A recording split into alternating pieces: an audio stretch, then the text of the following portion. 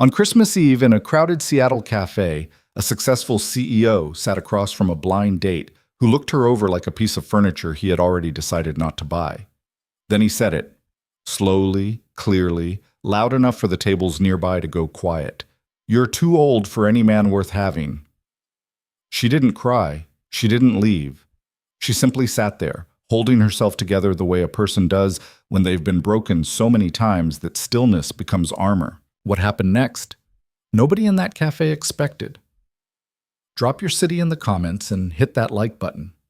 Let's see how far this story travels. The snow had been falling over Seattle for 3 hours by the time Evelyn Carter parallel parked her silver Audi 2 blocks from Harlow's cafe, killed the engine, and sat alone in the dark for exactly 4 minutes. She counted them. She had developed that habit years ago. 4 minutes of stillness before walking into anything that made her chest tight. Board meetings, investor calls, the morning of her divorce hearing.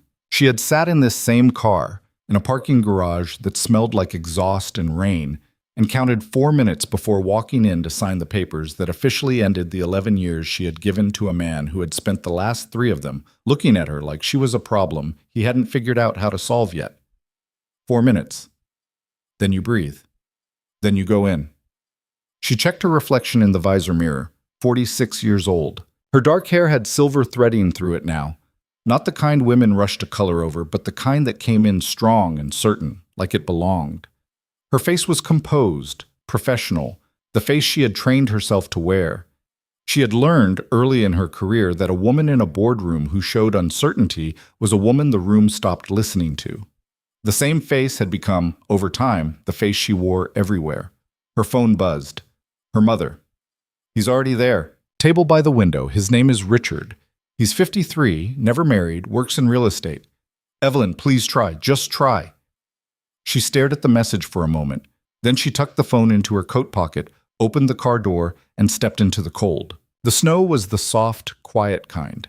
The kind that muffled the city and made Seattle look, for a few hours every winter, like something out of a painting rather than a place where people actually lived and argued and paid rent and got their hearts broken. Evelyn's heels pressed into a thin layer of white on the sidewalk as she walked. She had worn heels deliberately. She wasn't sure why. Some stubborn part of her that refused to make herself smaller, even when every instinct told her that smaller would be easier. Harlow's cafe was warm and amber lit, the kind of place designed to make strangers feel like they were already friends. Holiday music played low enough to be background rather than interruption. The smell of cinnamon and dark roast hit her the moment she pushed through the glass door, and she felt the familiar pressure in her chest ease, just slightly, the way it always did when a space felt human. The hostess smiled and gestured toward the back. He was easy to find. Richard, she didn't know his last name. Her mother had only given her a first name, which she had chosen not to find irritating, was sitting at the window table with a coffee already in front of him, scrolling his phone with one thumb. He was, she supposed, conventionally attractive in the way of men who had never had to try very hard. Tall frame, good jaw, the kind of ease in the body that came from decades of the world accommodating you. He looked up when she approached. His eyes moved over her, quickly, efficiently, the way a person scans a document for the relevant information. "Evelyn?" he said. "Richard?" She extended her hand. He shook it, brief and businesslike, and gestured at the chair across from him. She sat. A server materialized immediately, a young woman with a braid and a patient smile, and Evelyn ordered chamomile tea because her stomach was already doing something she didn't like, and chamomile had been her mother's prescription for everything since Evelyn was 8 years old. "So," Richard said, setting his phone face down on the table. The gesture was meant to signal attention. She noticed he kept 2 fingers resting on the back of it anyway. "What do you do?" "I run a tech company," Evelyn said. "Cloudbridge. We develop enterprise data solutions." He nodded. Not the nod of someone absorbing information, the nod of someone moving on. "Your mom mentioned that. She also mentioned the—" He paused, tilted his head slightly. "The divorce." 6 years ago," Evelyn said. "Kids?" "No." Another nod. This one carried weight she didn't like. "How old did you say you were?" "I didn't," she said evenly, "but 46. Something shifted in his face, not subtle enough to miss, not dramatic enough to call out without sounding defensive. He picked up his coffee cup, turned it slightly in his hand, a gesture that somehow managed to communicate a conclusion being reached. "Can I be honest with you?" he said. Evelyn had been in enough negotiations to know that when someone prefaced a statement with, "Can I be honest with you?" they were not in fact asking for permission. They had already decided to say what they were going to say. The question was just a way of making the other person agree to receive it. "Of course," she said. He leaned back in his chair, comfortable, certain, the posture of a man who had never once in his life been told that the space he took up was unwelcome. "You're too old," he said, "for any man worth having." The words landed the way certain things land, not with a crash, but with a kind of heavy silence, the way a stone drops into deep water and the surface barely moves, but everything underneath shifts. Around them, the café continued. The holiday music continued. Two women at the table to their left were laughing about something on one of their phones. A couple by the counter was arguing gently about whether to get dessert. A child in a red coat was pressing her nose against the glass of the pastry case. Evelyn was aware of all of it, and simultaneously aware of none of it. She kept her face still. It was not difficult. She had been keeping her face still for a very long time. "Is that so?" she said. It was not a question. Richard seemed encouraged by her composure. He leaned forward now, elbows on the table, the posture shifting from comfort to something that wanted to pass for candor. "Look, I'm not trying to be cruel. I'm trying to be realistic. At your age, most women, especially the ones who built careers instead of families, they're carrying a lot. Baggage, regrets, the whole thing. Guys my age, guys who have their act together, they're not looking for that. They want someone who still has..." He made a gesture with his hand that managed to be both vague and specific. "Options. You know what I mean?" She looked at him. She thought about the 4 minutes in the car. She thought about her mother's text message, the word please in it, the way her mother still, after all these years, believed that the right man would rearrange the parts of Evelyn's life that she thought were broken. She thought about the 11 years of her marriage, the slow accumulation of small dismissals that she had learned to absorb without flinching. She thought about the morning she had stood in the lobby of her own company, the company she had built from a 2-person startup operating out of a converted storage unit in Fremont, and overheard 2 junior developers discussing whether she had actually done the technical work or whether she had just been the business person. She thought about all the times she had been told, in various languages, that she was too much of some things and not enough of others. And she sat in the warm amber light of Harlow's Café on Christmas Eve and said nothing. Not because she had nothing to say, but because she had learned a long time ago that some battles you don't win with words. Some things you survive by simply not giving them the reaction they're looking for. Richard seemed to interpret her silence as acceptance. He settled back again. "Your mom's a sweet woman. She means well. I just think..." "Thank you for the coffee," Evelyn said. Her voice was quiet and entirely steady. She picked up her coat from the back of her chair, folded it over her arm, and reached for her purse. "Hold on," Richard started. "I hope you find what you're looking for," she said. And she meant it, in the flat and honest way that one means a thing when they have entirely stopped caring about the answer. She stood. Across the room, at a corner table half hidden by a pillar and a potted ficus that had seen better winters, Daniel Brooks had been watching. He hadn't meant to. He was not, by nature or by habit, a man who involved himself in other people's business. He had come to Harlow's for exactly the reason he came here every year on Christmas Eve. His daughter Lily was with her mother tonight, and he had learned, through several painful trial-and-error years, that the apartment got very quiet in a way he hadn't figured out how to make peace with, and that the best remedy was to put on his coat, walk the 6 blocks to Harlow's, order something hot, and let the ambient noise of other people living their lives serve as company until he could reasonably go home and sleep. He was an IT project manager. He had a gift for systems, for looking at something complicated and broken and identifying with quiet precision where the actual problem was. His ex-wife, in better moments, had called it his superpower. In worse moments, she had called it his emotional avoidance strategy. The truth, as it usually was probably somewhere in between. He was 38, though he had been told he looked somewhere between 35 and 45, depending on whether or not he'd slept. Tonight, he had not slept especially well. Lily's overnight bag had been packed and sitting by the front door since noon, and something about watching his 7-year-old daughter carry her pink duffel out to her mother's car always did something complicated to his chest. He had been nursing a black coffee and reading, or attempting to read, a worn paperback copy of a novel he'd been working through for 3 weeks, which told you something about the state of his attention span lately. He had not been eavesdropping. But the cafe was not large, and the table by the window was not far from his corner, and Richard had not been speaking quietly. Daniel heard it. "You're too old, for any man worth having." He had gone very still. He watched the woman, Evelyn, the man had called her, absorb those words. He watched her face do something extraordinarily precise and controlled, the way certain structures hold under pressure by being built correctly rather than by being rigid. He watched her pick up her coat. He watched her say something he couldn't quite hear over the music, and stand and gather herself to leave. And he watched everyone else in the cafe, to a person, look slightly away. The 2 women on their phones glanced over and then back at their screens. The couple by the counter went back to their dessert debate. The server appeared to find something urgent to do behind the counter. Richard sat in his chair with the unconcerned expression of a man who had said what he meant and felt justified about it. Nobody did anything. Daniel put down his book. He later would not be able to explain, in any satisfying way, why he stood up. He was not an impulsive man. He was not, in general, someone who walked into other people's situations uninvited. He had enough of his own complications to occupy a man twice his size. But he stood up. He threaded his way through the cafe, past the pillar, past the ficus, and he reached the woman in the camel coat just as she was 3 steps from the door. Close enough that she'd almost made her clean exit, close enough that she turned slightly in surprise when he said quietly, "Excuse me." She turned. Her eyes were dark and composed, and they looked at him with polite wariness, the expression of a person who has recently had enough of strangers and is prepared to have enough of one more.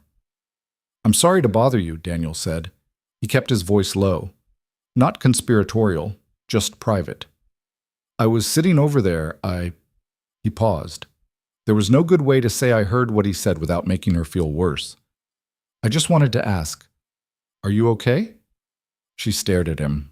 He had the sense, in that moment, that he had said something unexpected enough to require recalibrating, that she had been braced for something else. More commentary, perhaps. More opinion.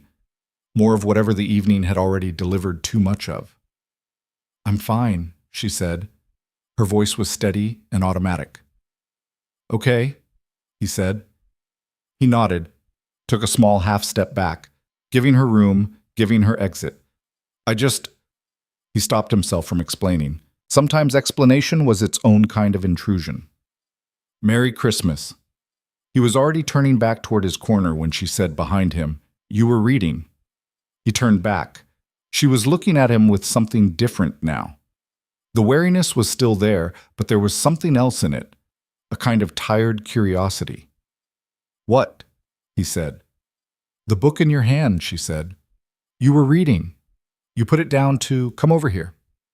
"Yeah," he said. "Why?" The honest answer was, because nobody else did. The slightly more honest answer was, because what he said was cruel, and someone should have acknowledged that it was cruel.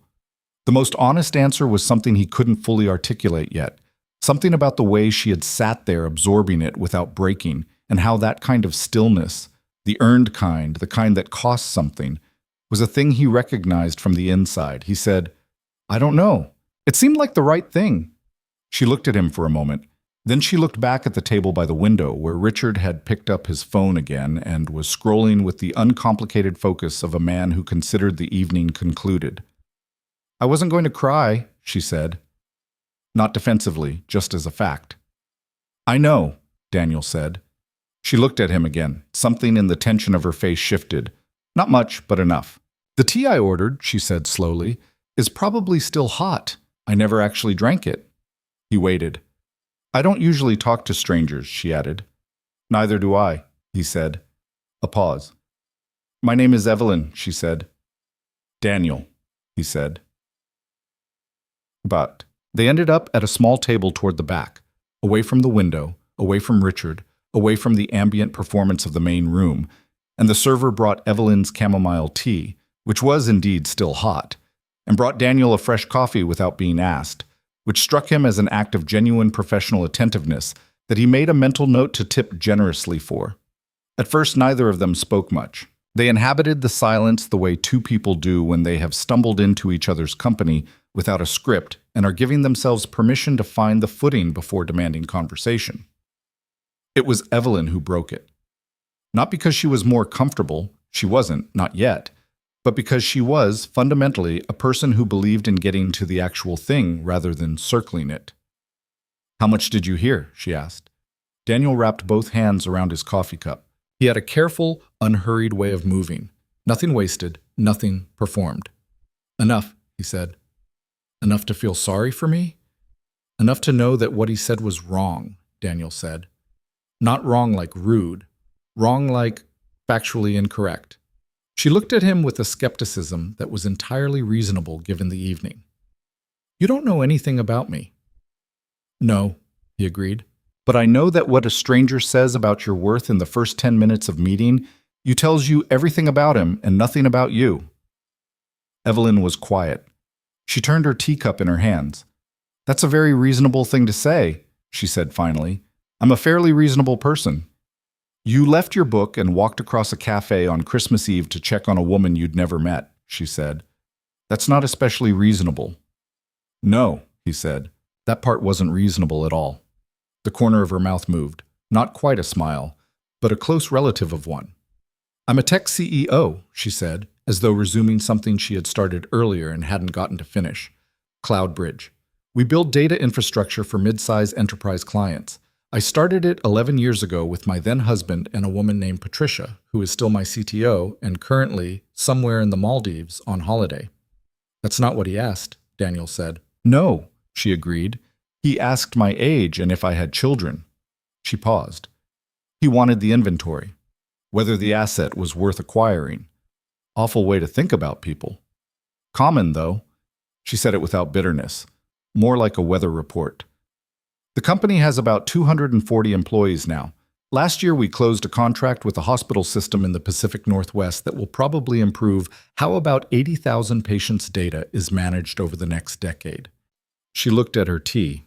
"I'm not listing accomplishments to impress you. I'm just—" She stopped. Thought. "I'm trying to understand why I'm still bothered. I've had much worse said to me in actual professional settings, by people I had to see again on Monday morning. Why does a stranger in a cafe on Christmas Eve—" "Because you came here hoping," Daniel said simply. She looked at him. "Your mother set this up," he said. Not a question. A reading of the situation. "And you don't love being set up, I'm guessing, but you came anyway. Which means some part of you was willing to hope. Even a small part. And when you hope and then get—" He shrugged. "That. It lands differently." The silence that followed was different from the earlier one. Warmer. More inhabited. "You sound like you know something about that," Evelyn said. "I know a few things about hoping for something and getting a very different result," he said. She looked at him carefully, the way she looked at a complex data set when she was deciding where to start. "Tell me." He hadn't expected that. Not the directness of it. Most people, when they asked "tell me," meant it as an invitation that could be gently deflected. She didn't. She meant it as a request. "I have a daughter," he said. 7. Her name is Lily. He turned his coffee cup the same way she had turned her tea. "Her mother and I, we were married for 5 years. We've been divorced for 2. Tonight Lily is with her mother, which is—" He paused, searching for the right word and settling on the honest one. "Hard. Every time. I know it's right, and it's still hard." "I'm sorry," Evelyn said. "We weren't bad people," he said. "We just wanted different things, and we took too long to admit it to each other, and by the time we said it out loud, we'd run out of the grace required to end things gently." He looked at the table. The ending wasn't gentle. They rarely are. "No." He looked up. "But Lily's great. She's—" His whole face changed. Not dramatically, but something in it unlocked, like a door that had been pushed in slightly when someone mentioned the room behind it. "She wants to be an astronomer, not an astronaut." An astronomer. She made the distinction very clearly about 6 months ago. She said astronauts go there, but astronomers understand it. She's 7. That's extraordinary, Evelyn said. And she meant it in the precise way. Not the polite social way, but the genuine way. She has a star chart on her ceiling, Daniel said. She made me put it up last spring. She can identify, from memory, most of the major constellations. She knows the distances of things. He shook his head. I don't know where she got it. I can code a network infrastructure in my sleep, but I've never been able to keep the constellations straight. What do you do? IT project management. Westfield Systems? It's a consulting firm downtown. Not nearly as impressive as what you do, but I'm good at it. Impressive is subjective, Evelyn said. Competence isn't. He looked at her. That's a good distinction. It's one I had to learn. The cafe was thinning out around them. The Christmas Eve crowd was making its way home to whatever awaited it. Families, partners, children who needed to be asleep before midnight for reasons they still believed in with their whole hearts. The holiday music had cycled back to something slow and old, a song Evelyn had heard her mother play every December of her childhood. She realized, somewhere in the unremarked passage of time, that she had been talking to this man for nearly an hour and a half. She also realized she had stopped being bothered by the thing that had happened at the window table. Not because it had stopped being true, but because something else had taken up the space. Can I ask you something personal? She said. You can ask, he said. Why are you here alone, on Christmas Eve? He was quiet for a moment. Lily goes to her mother's on Christmas Eve. It's our arrangement. We split the holidays. He turned his coffee cup again.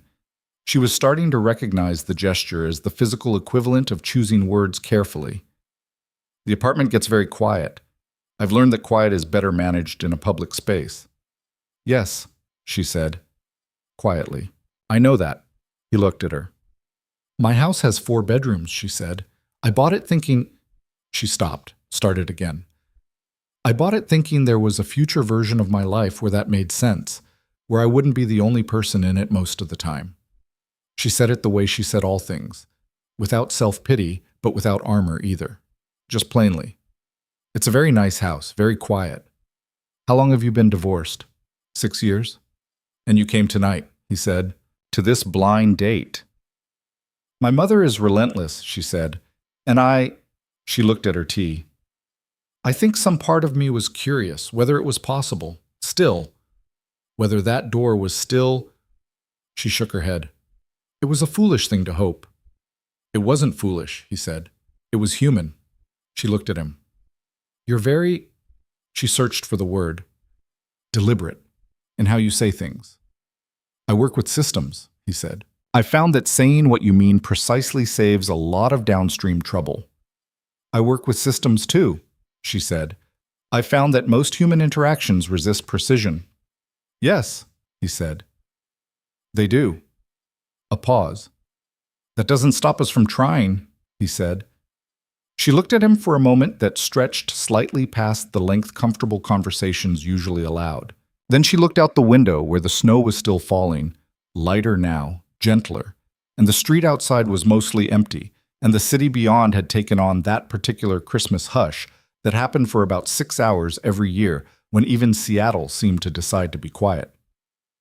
What time does Lily come home? Evelyn asked. Tomorrow morning, he said. 11 o'clock. Her mother drops her off. A pause. She'll want to tell me everything she watched and everything she ate and exactly how many times she looked at the stars through her telescope. She has a telescope? I got her one for her birthday. April. It's a starter model, nothing impressive, but she treats it like... He shook his head. Like something sacred. She covers it with a specific cloth when she's not using it. She keeps a log of everything she observes. A log, Evelyn repeated. Notebook. Blue cover. She writes the date and the time and what she saw and what she thinks about it. Something in Evelyn's chest did a thing she hadn't given it permission to do. She sounds remarkable, she said.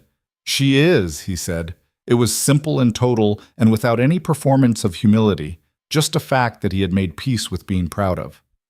Evelyn looked at the window again. The street outside was very still. I should go, she said. It came out quieter than she intended. Of course, he said. Neither of them moved immediately. Then Evelyn gathered her coat and her purse. Daniel left the money for both of their drinks on the table before she could reach for her wallet, and when she gave him a look, he said, "Merry Christmas," in a way that closed the argument before it opened. They walked to the door together. The hostess wished them good night. The cold hit them both when the door swung open, sharp and clean, the kind of cold that made the air feel more real. The snow had slowed to occasional flakes, drifting rather than falling, and the street lamps gave everything a soft amber edge. "That's my car," Evelyn said, gesturing down the block. "I'm the other direction," Daniel said. They stood on the sidewalk for a moment, the way people do when they're not sure how to end something they didn't know they were beginning. "I'm glad you came over," she said. That was... She stopped. "It mattered." "I'm glad you stayed," he said. She held out her hand. He shook it, and she registered briefly that it was the second handshake she'd exchanged tonight and how entirely different this one felt. She turned and walked to her car. She had unlocked it and was reaching for the door handle when she heard his footsteps behind her. Not running, just quick and deliberate. She turned. He was holding something. She couldn't tell what, in the low light, until he was close enough that she could see it clearly. A single white rose. Still fresh, still crisp in the cold. She stared at it. "There's a flower cart 2 blocks up," he said. "The owner works late on Christmas Eve." He held it out. "I don't want to make this into something it's not. I just..." He paused. "You deserve to leave tonight having been given something, not just had something taken." She took the rose. It was cold from the night air, and the petals were very white against the dark of her coat. She looked at him for a long moment. Then she said carefully, "Do you drink tea? Or only coffee?" "I drink tea," he said. "There's a place on Eastlake that makes an extraordinary ginger tea," she said. "It's open the day after Christmas." A pause. "That's 2 days from now," he said. "Yes," she said. He reached into his coat pocket, produced his phone, and held it out. She typed in her number, handed it back. He looked at it. Then he looked at her. "I'll be there," he said. She nodded, got in her car, sat in the dark. She didn't count to 4. She looked at the rose in her hand, a small, cold, white, entirely unexpected thing. And she felt something she had not felt in a very long time, something quiet and tentative and real, like the first signal from a system she'd almost stopped believing was still running. She set the rose carefully on the passenger seat, started the car, and drove home through the softly falling snow, with the radio off and the heater on and the rose glowing faintly white in her peripheral vision the entire way. The ginger tea at Eastlake Social was exactly as good as Evelyn had promised. Daniel wrapped both hands around the ceramic mug and let the warmth work its way up through his palms while the place hummed quietly around them. A narrow, unhurried café with exposed brick and mismatched chairs. The kind of place that had decided years ago not to be trendy and had accidentally become beloved because of it. The day after Christmas had left Seattle in that particular lull that followed the holiday like an exhale. Stores half-staffed, streets half-empty, the whole city still wearing its coat but no longer running anywhere. He had arrived 4 minutes early. He noticed she arrived 3 minutes early, which told him something about her without her having to say it. They had talked for 2 hours, then 2.5. At some point, the lunch crowd thinned entirely, and the afternoon light went gray and low through the windows, and neither of them had made any move toward leaving. It was Evelyn who finally said, "I have a call at 4. "I have to pick up Lily at 3:30, Daniel said. They looked at each other across the small table. Something passed between them that was not yet named and did not need to be. "This was good," she said. "Yes," he said. "Same time next week?" She said it in the measured, careful tone of someone who had thought about whether to say it and had decided that clarity was worth the risk of being wrong. "Yes," he said again. And that was how it began. Not with a grand declaration, not with the language of romance films or the breathless architecture of instant connection.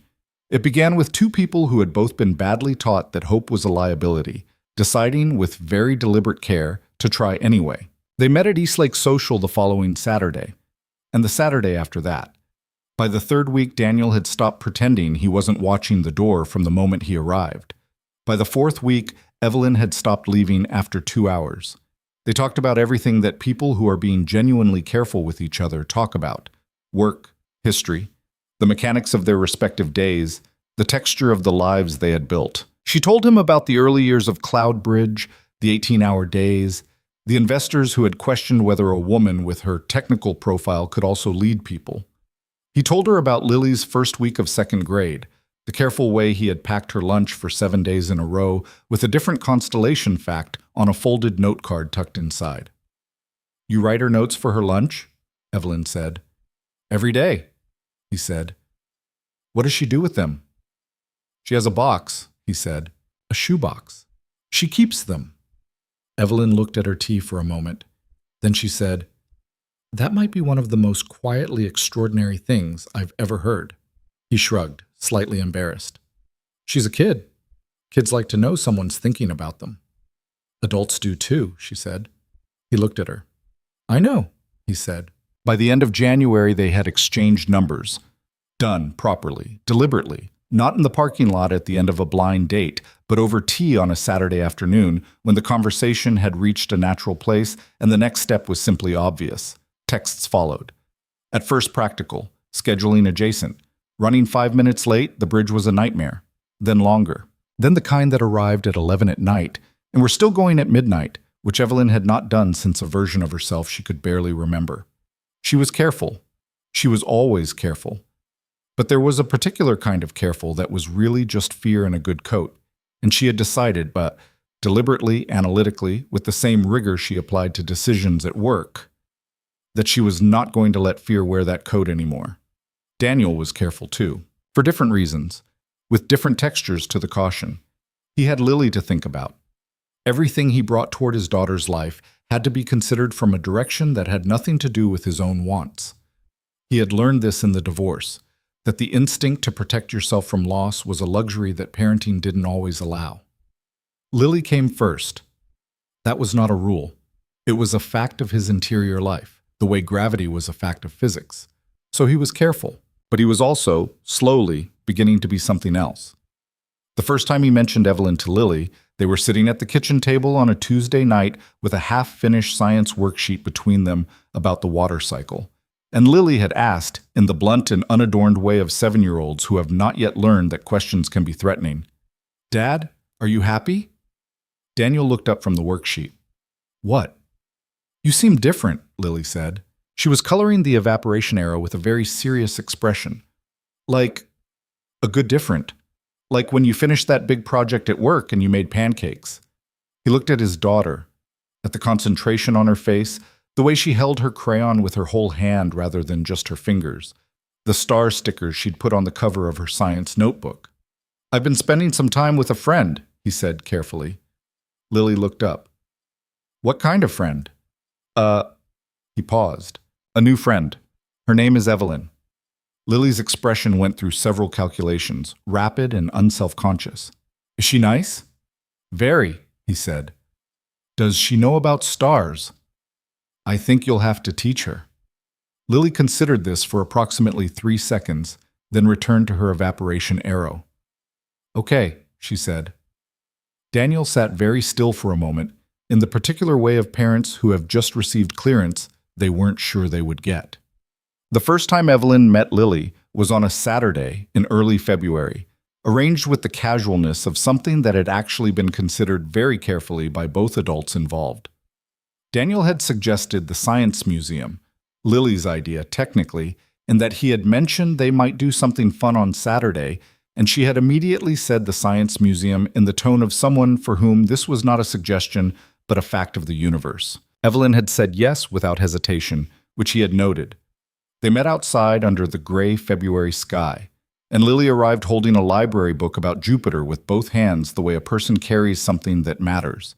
She had her father's dark eyes and a gap in her front teeth, and she was wearing a coat that had a small planet applique on the shoulder, which Evelyn clocked immediately and said, "Is that Saturn on your coat?" Lily stopped, looked down at her shoulder, looked up at Evelyn. "It's Saturn," she said.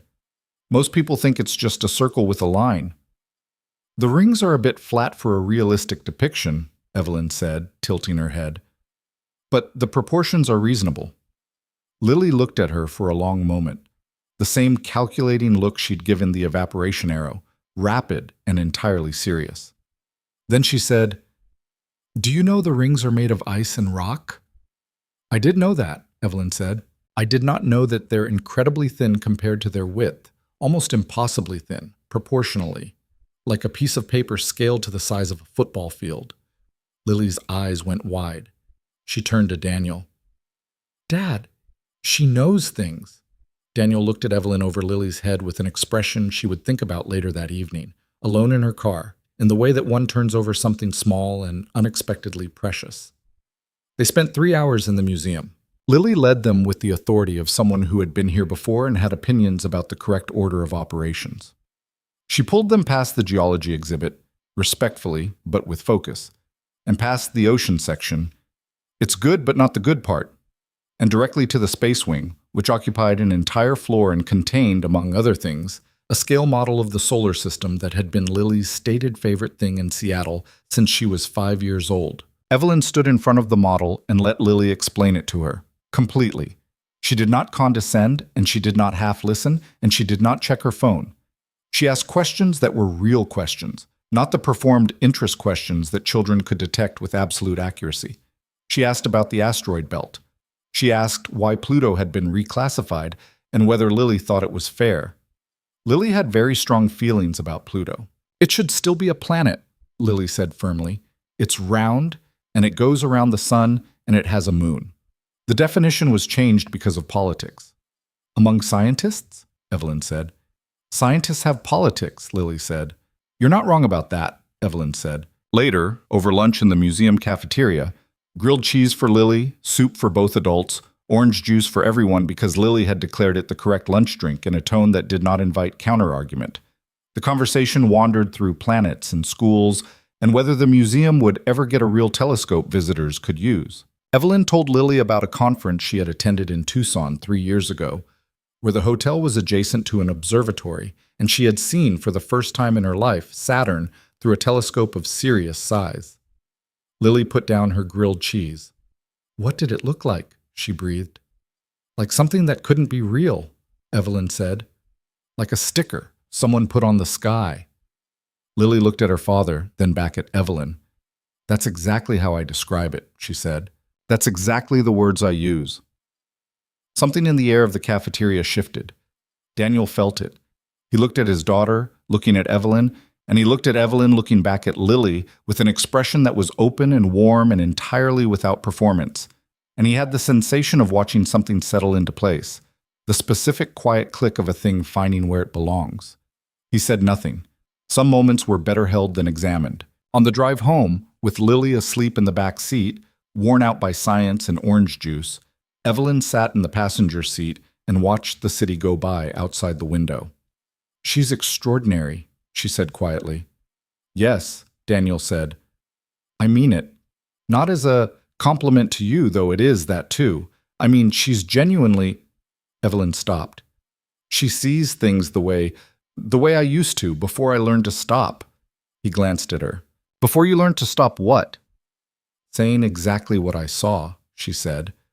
Without calculating first whether it was the right thing to say, she paused. At some point, you learn to run everything through a filter.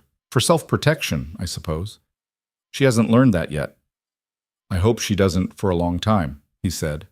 Protect that, Evelyn said. Quietly, seriously. That quality. Protect it. I'm trying, he said. She nodded and went back to the window. He focused on the road. Between them, in the passenger side console, their hands were close enough that moving an inch would have meant something. Neither of them moved. It was not yet time. They both knew it. They were being careful, and careful was right. But both of them, separately and simultaneously, were aware of that inch. Patricia Chen sent her first text about it on a Wednesday morning in late February, which was how Evelyn knew the situation had become something her CTO had apparently decided warranted comment. You're humming. Evelyn looked at the message. Then she looked up at her reflection in the glass partition of her office, which gave back a warped, fisheye version of herself in which she could confirm that she was, in fact, doing something in the vicinity of humming. She stopped. I don't hum, she typed back. You've been humming for 3 weeks. Also, you came to the Monday stand-up in a blue shirt and were 12% more patient with Marcus's questions than usual. What's happening? Evelyn set the phone face down on her desk. Then she picked it back up. There's someone, she wrote. It's early. Don't make it a thing. Patricia responded with a single emoji, a small planet, which told Evelyn that Daniel had come up before, that Patricia had apparently already connected certain dots, and that she was going to hear about this in considerable detail at their next lunch. She put the phone down. She looked at the rain on the Seattle skyline through her floor-to-ceiling windows. She thought about the museum cafeteria. She thought about like a sticker someone put on the sky. She thought, be careful. And then for the first time in a long time, she thought underneath it, but don't be so careful you miss it. In March, something changed. It didn't announce itself. It arrived the way most significant things do, gradually and then all at once. They had developed a rhythm by then. Saturday afternoons, the occasional weeknight text that had become, without either of them formally agreeing to it, the last communication of each other's day. He knew about her Tuesday board meetings and the particular strain of them. She knew about Lily's science projects and the Wednesday night homework sessions. They had built, without naming it, something that had the texture of a life that included each other. The thing that changed was simpler and more complicated than any of that. It was a Tuesday evening. Evelyn was at her desk at 7:15, working through a contract revision for a new client in Portland, when her phone buzzed with Daniel's name and she picked up immediately, before the second ring, which she would later reflect upon, and said, "Hey." "Hey," he said, and she knew from the single syllable that something was wrong. What happened? A pause. The kind of pause that has weight. "I got a call today. From my ex-wife's attorney." Evelyn set down her pen. "Tell me." "Claire is—" He stopped, started again. The careful word-choosing gesture she'd come to recognize now translated into the rhythm of his breath. "Claire has been offered a position in Boston, a senior role at a design firm she's been wanting to work with for years. It's a real opportunity, the kind you don't turn down. And she wants to take Lily," Evelyn said. "She's not asking," Daniel said. "She's filing." The room went very still around Evelyn. She had never met Claire. She knew her only in the triangulated way that you know the ex-partner of someone you care about, through absence and impact, through the shape of the space they'd left. She knew that Claire was a graphic designer and that she loved Lily, and that the divorce had ended without gentleness, as Daniel had said, but also without catastrophe. She knew that Lily loved her mother and that the custody arrangement had worked, more or less, for 2 years. She knew none of that was relevant right now. "When does she file?" Evelyn asked. "The attorney said 2 weeks. They're trying to get a spring hearing date. That's fast." "Yes." "Do you have a lawyer?" I have someone I used during the divorce. I need to call him." "Call him tonight," Evelyn said. Not gently, directly. The way she said things in boardrooms when there was a problem and the only useful response was precision. "Don't wait until tomorrow. Call him tonight, tell him what you told me, and find out what the next 48 hours need to look like." "It's 7:30. "Call him anyway," she said. "This is what they're paid for." A pause. Then quieter. "Okay." "Daniel." "Yeah." "She's not going to Boston," Evelyn said. "Lily's not going to Boston." Another pause. When he spoke, his voice had something in it that she recognized. Not weakness, but the unguarded sound of a person who has been strong for a long time and is momentarily allowed to not be. "You don't know that," he said. "I know what's true," she said. "What's true is that you have been that child's consistent, present, involved parent for every day of her life. I know what the law cares about, and I know what judges look at. That's not nothing. That's everything." He was quiet for a long moment. "Call your lawyer," she said. "I will," he said. "Thank you." "Call me after," she said. He called at 9:47. She was still at her desk, had been there the whole time, though she had put the contract revision away and had been sitting with a cold cup of tea and her own thoughts about systems and what they required to hold. The lawyer had said, possible, not easy, but possible. They would need documentation.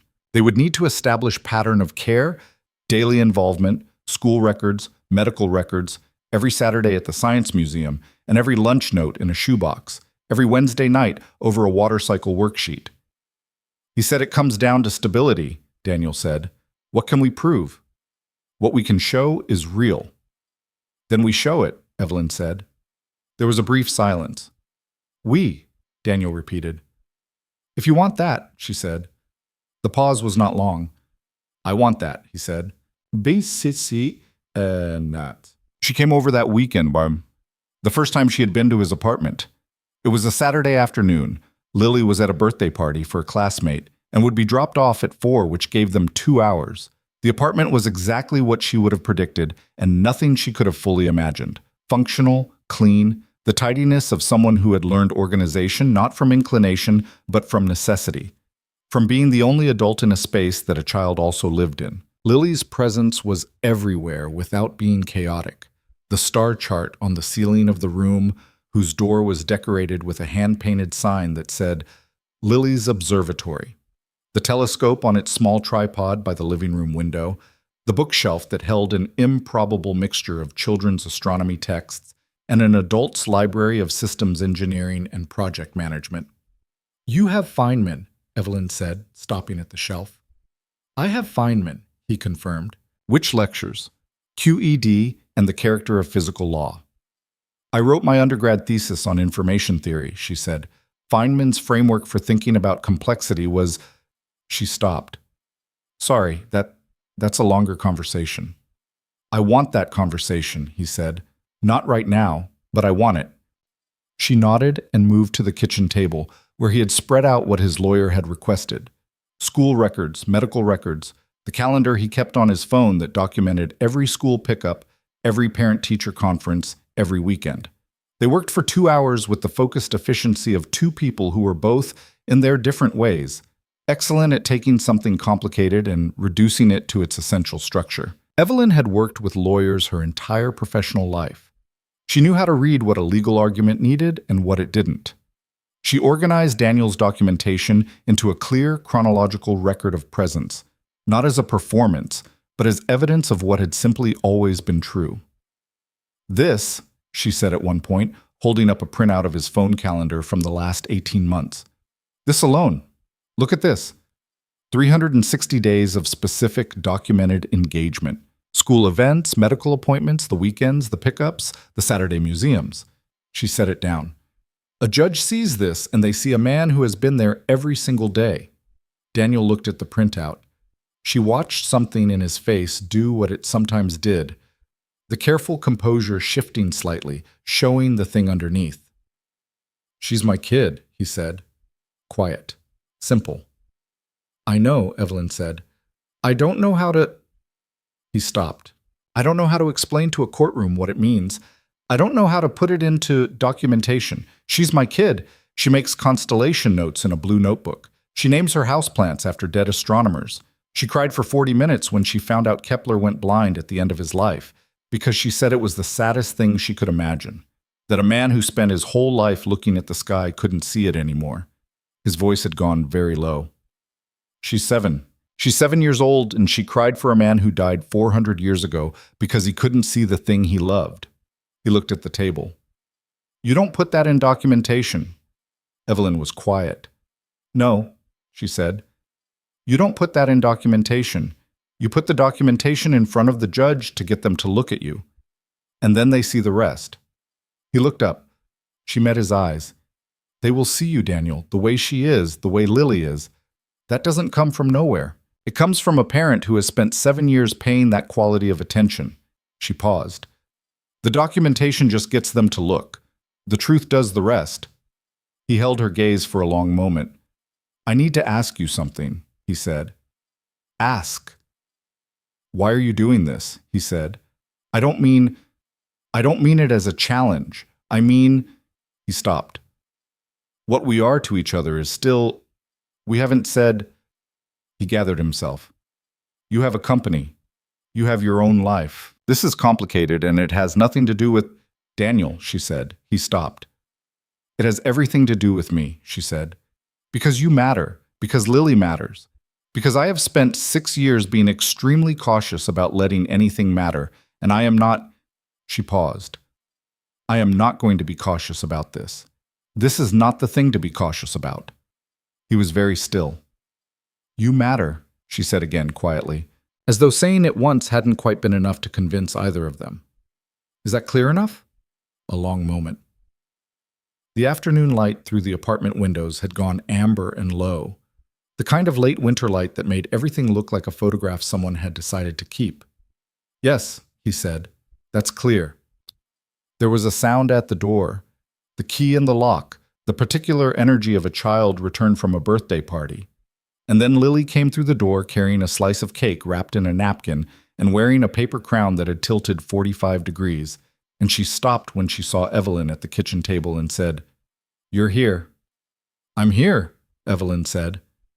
Lily looked at the papers on the table, then at her father, then at Evelyn. "Is this for the thing with Mom?" she asked. Daniel went still. "Where did you—" "I heard you on the phone," Lily said. She wasn't distressed exactly, she saw. She was using the same voice she used when she was gathering data, when she was deciding what something meant. "She wants to go to Boston." "Lily." "I don't want to go to Boston," Lily said clearly. "I want to stay here. My telescope is here." She paused. "You're here." Daniel's jaw tightened. He started to get up. Lily crossed the kitchen and put herself in front of Evelyn. She held out the slice of cake in its napkin. "It's chocolate," she said. "I saved it because you were here working and you probably didn't have any cake today." Evelyn looked at this 7-year-old child with her paper crown and her chocolate cake and her matter-of-fact certainty about what was right and what mattered. She took the cake. "Thank you, Lily," she said. "You're welcome." Lily looked at the papers again. "Are you helping my dad?" "Yes," Evelyn said. "Good," Lily said, with the absolute simplicity of someone for whom this was the only logical conclusion. "He's the best dad. The judge should know that." She went to put down her birthday party bag, the paper crown still tilted, her sneakers squeaking on the kitchen floor. Daniel watched her go.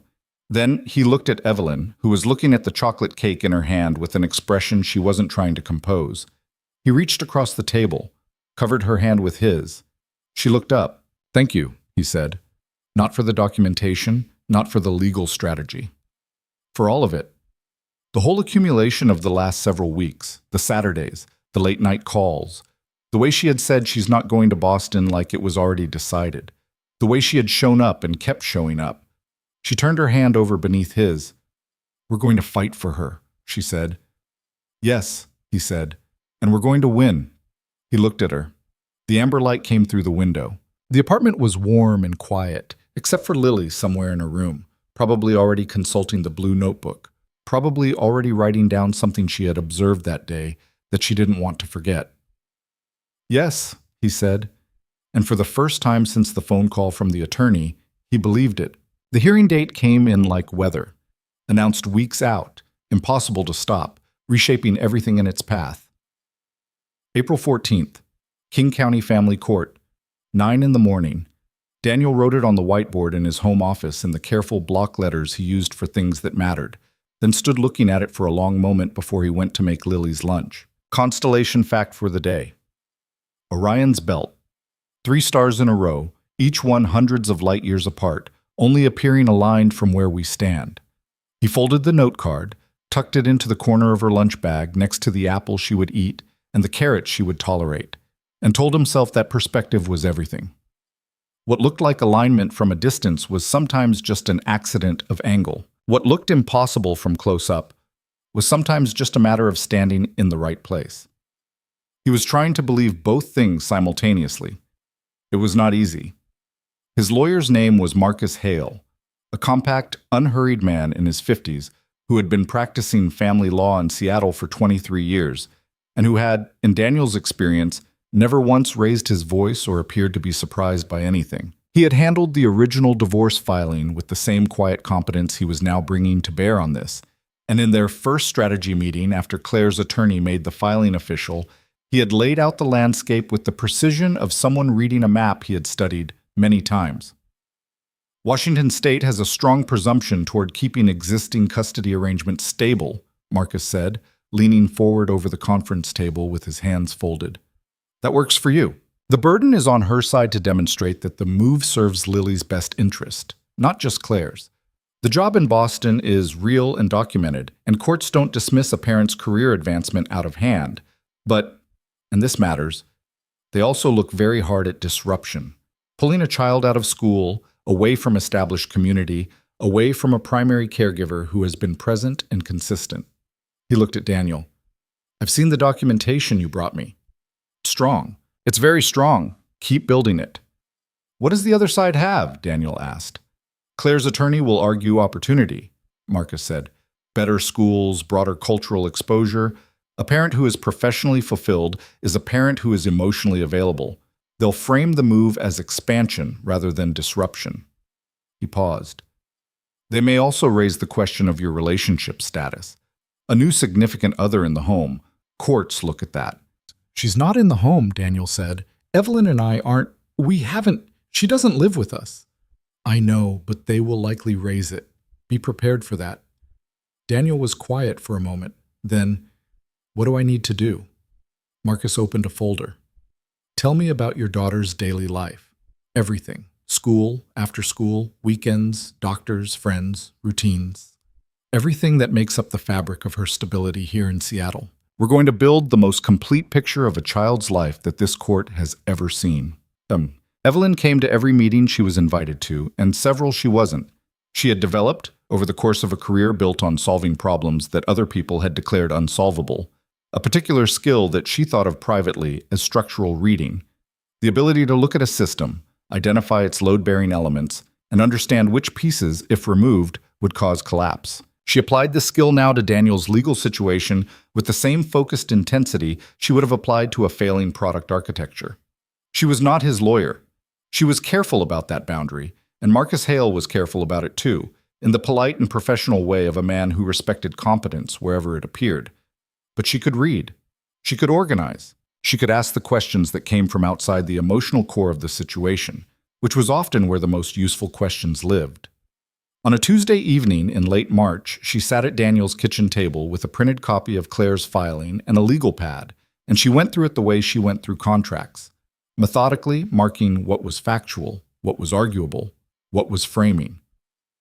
They're characterizing Seattle as a limitation, she said. Look at this language.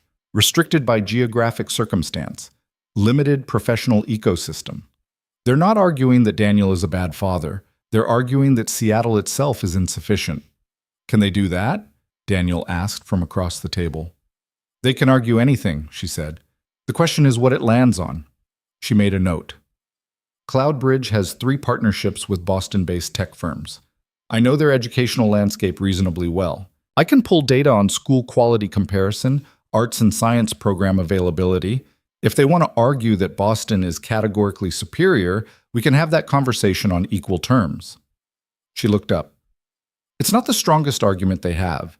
The strongest argument they have is that Claire is a good mother who loves Lily and has an opportunity that will make her happier and that Lily would be fine.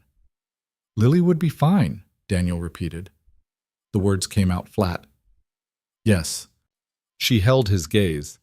Fine is not the same as best, and courts are supposed to be interested in best. He was quiet. The blue notebook, she said. What about it? Can I see it? He looked at her for a moment, then he got up, went to Lily's room, knocked, received a muffled yes, and returned 2 minutes later with a blue spiral notebook that he set on the table in front of her. Evelyn opened it. The handwriting on the first page was the large, carefully formed print of a child who had learned recently and took it seriously. At the top of each entry, the date, the time, the weather. Then, what Lily had observed through her telescope. Then, what she thought about it. The observations were factual and specific. Star names, estimated positions, atmospheric conditions that affected visibility. The thoughts were something else entirely. October 3rd. Saw Andromeda Galaxy for the first time. It looked like a smudge, but Dad said it was 2.5 million light years away. I thought about how the light I saw left before humans existed. It traveled all that way, and then I looked at it. I wonder if looking at something from far away changes it. Mrs. Navarro says observation affects the thing observed. I think about this. November 17th, cloudy. No stars. Wrote about what I would see if I could. Betelgeuse. Dad says it might explode someday. I asked him if that was sad, And he said he thought it was amazing because the explosion would make new things. I think Dad sees things in a good way. January 9th. Looked for Sirius. Found it. Brightest star in the night sky except the sun. Dad made hot chocolate, and we looked together. He doesn't know as much as me about stars, but he always comes to look with me. Evelyn read the entire notebook from the first entry to the last, which had been written 3 days ago and described a crescent moon and included at the bottom a sentence that she read twice. I hope things stay the same. I like the same. She closed the notebook. She set it flat on the table. She put both hands on top of it. This, she said. Daniel watched her. Not the whole thing, she said. You're not putting your daughter's private thoughts in front of a court. But Marcus needs to know this exists. The quality of observation, the emotional intelligence, the specificity of her attachment to this life, this routine, this... She stopped. The entry from January 9th. I know the one, he said quietly. He always comes to look with me, she said. She wasn't reading anymore. She had it. That goes in front of a judge, Daniel. Not the notebook. The fact. The documented, demonstrated, repeated fact that you show up.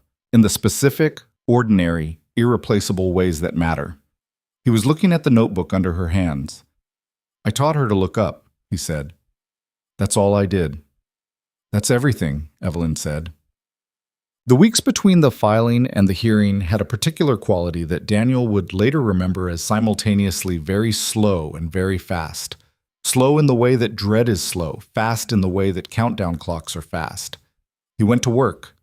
He picked up Lily from school. He helped with homework and made dinner and sat through the routines of their days with the heightened awareness of a person who has been told that what he has might be taken and has suddenly become unable to look at any of it without seeing it as a thing that could be lost. Lily knew something was happening. She was 7, not oblivious. She had heard enough, understood enough, and was old enough to know that the careful conversations her parents were not having in front of her were about her. She handled it the way she handled most things, by observing and by writing in the blue notebook, and by occasionally asking questions that were entirely too precise to be accidental. On a Thursday night in early April, she came into the kitchen where Daniel was cooking and stood beside him in the way she did when she had something she was deciding whether to say. He waited. He had learned to wait. "Dad," she said. "Yeah, Bug?" "If the judge says I have to go..." She stopped, started again. "If I have to go to Boston, would you come too?" He set down the spatula. He turned off the burner. He crouched down to her level, something he had been doing since she was 2, because he believed that conversations that mattered should happen at eye level. And he looked at his daughter directly. "I would follow you anywhere," he said. "You understand that?" "But your job is here," she said. "Jobs can move," he said. "You can't be replaced." She looked at him. Something in her face was working through something complicated. "Evelyn would be sad," she said. He blinked. "What?" "If you move to Boston," Lily said, with the patient logic of someone explaining something obvious. "Evelyn would be sad. She's here." She paused. "I don't want her to be sad." He looked at his daughter for a long, still moment. "Lily," he said carefully, "you don't have to worry about..." "I'm not worried," she said. "I'm just saying." She picked up the spatula from where he'd set it. "I think the rice is burning." He stood up, turned the burner back on, stood in the kitchen stirring rice that was not, in fact, burning, and thought about what his 7-year-old had just said with more structural clarity than he had managed in 3 weeks of strategy sessions. He called Evelyn that night after Lily was asleep.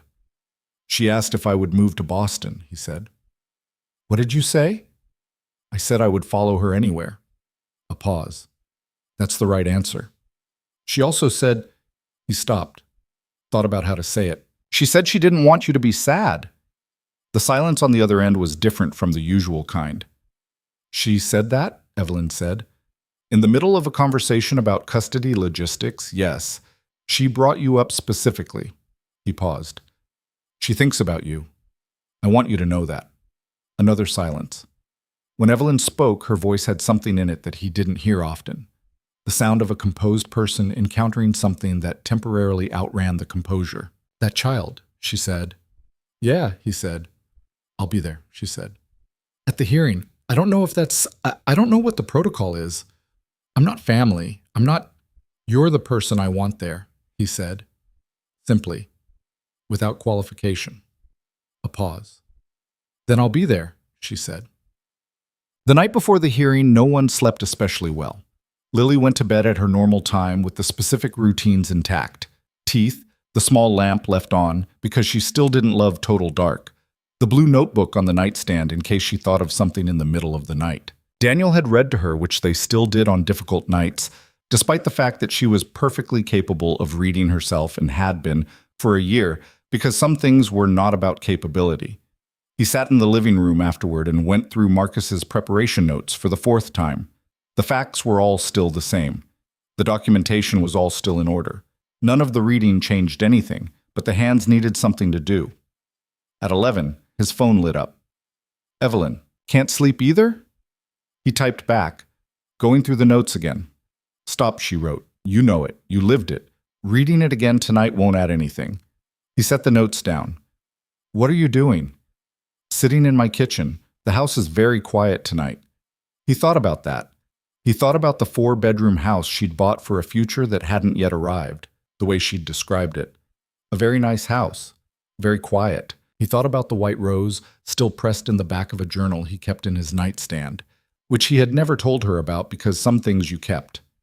"Thank you," he typed, "for all of it." Her response took a moment. "You would have built the case without me." "Maybe," he wrote, "but I wouldn't have been okay." Another pause, then, "Get some sleep, Daniel. You too." He put the phone down and looked at the star chart on the ceiling of Lily's room.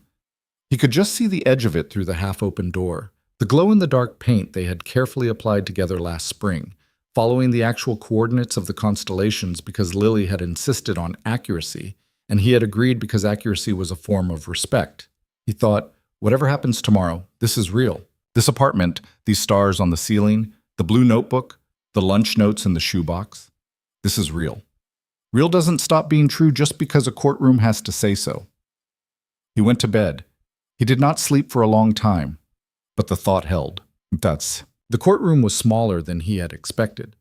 He had built it up in his mind into something vast and severe, the architecture of judgment, and instead it was a functional room with fluorescent lighting and wooden benches and a judge's bench that was raised just enough to be meaningful.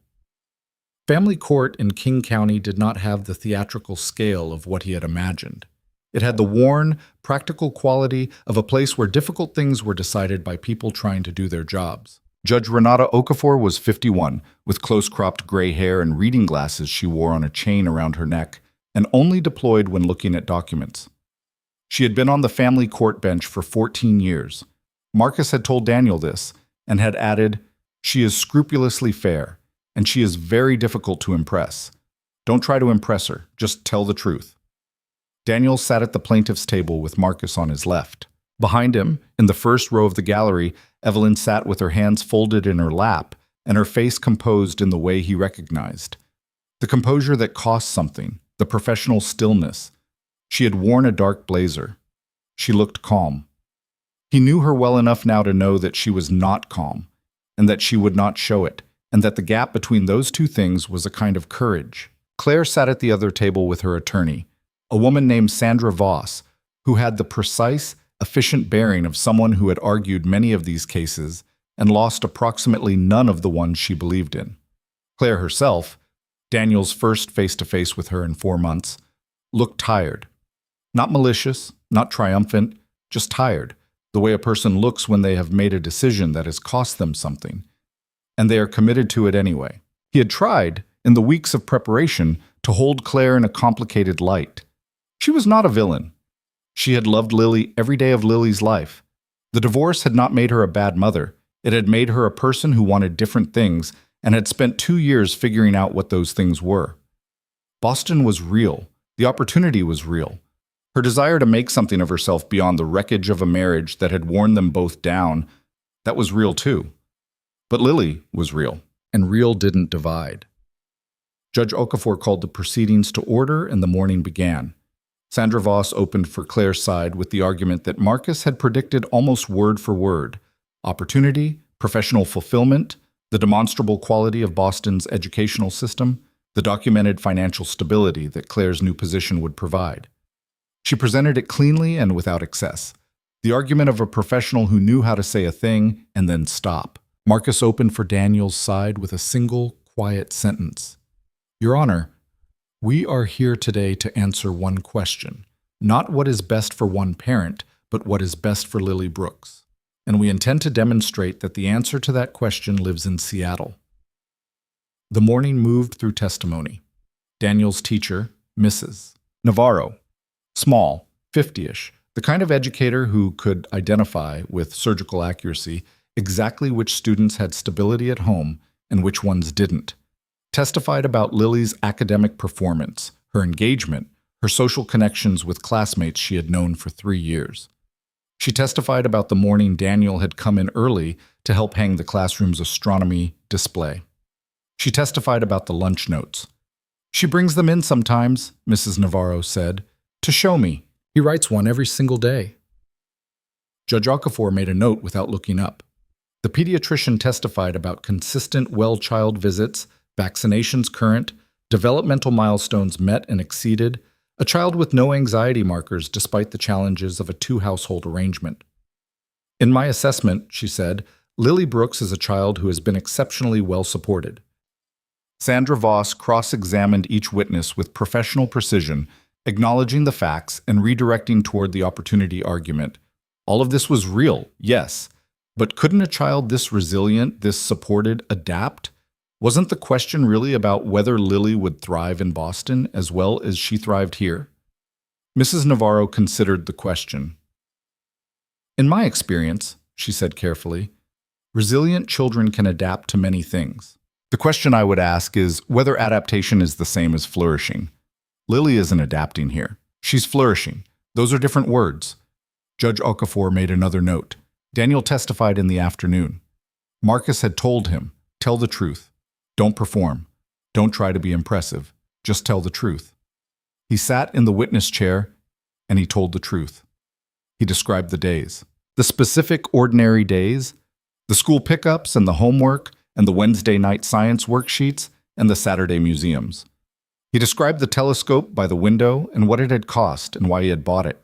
He described the star chart on the ceiling and how they had installed it together, Lily with the map and Daniel with the adhesive, both of them lying on the floor afterward to check that they'd gotten the positions right.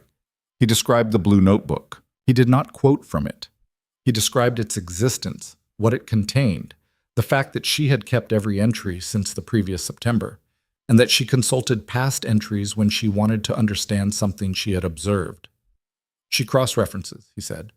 She'll look back 3 months to compare what she saw then with what she sees now. She's 7. She cross-references her own scientific observations. A small sound from somewhere in the gallery. He didn't look. Mr. Brooks, Judge Okafor said. She had been largely silent, listening, making her notes. This was the first time she had spoken directly to him during testimony. I'm going to ask you something outside the scope of the formal record, and I want a direct answer. If this court rules in favor of the proposed relocation, what do you intend to do? The room went very still. Marcus had told him this question might come. They had prepared for it. The prepared answer was measured and appropriate and demonstrated good faith toward the court and co-parenting best practices. Daniel did not give the prepared answer. I intend to be wherever my daughter is, he said. If that means Boston, I find a way to Boston. I don't stop being her father because the geography changes. He paused. But I'm asking this court to recognize that geography isn't neutral here. 7 years of this specific life, in this specific city, with these specific people, and this specific school, and this specific sky she looks at through her window. That's not interchangeable. You can't relocate what we've built. You can only build something new in its place. And I'm asking you to consider what gets lost in that exchange. The room held the silence.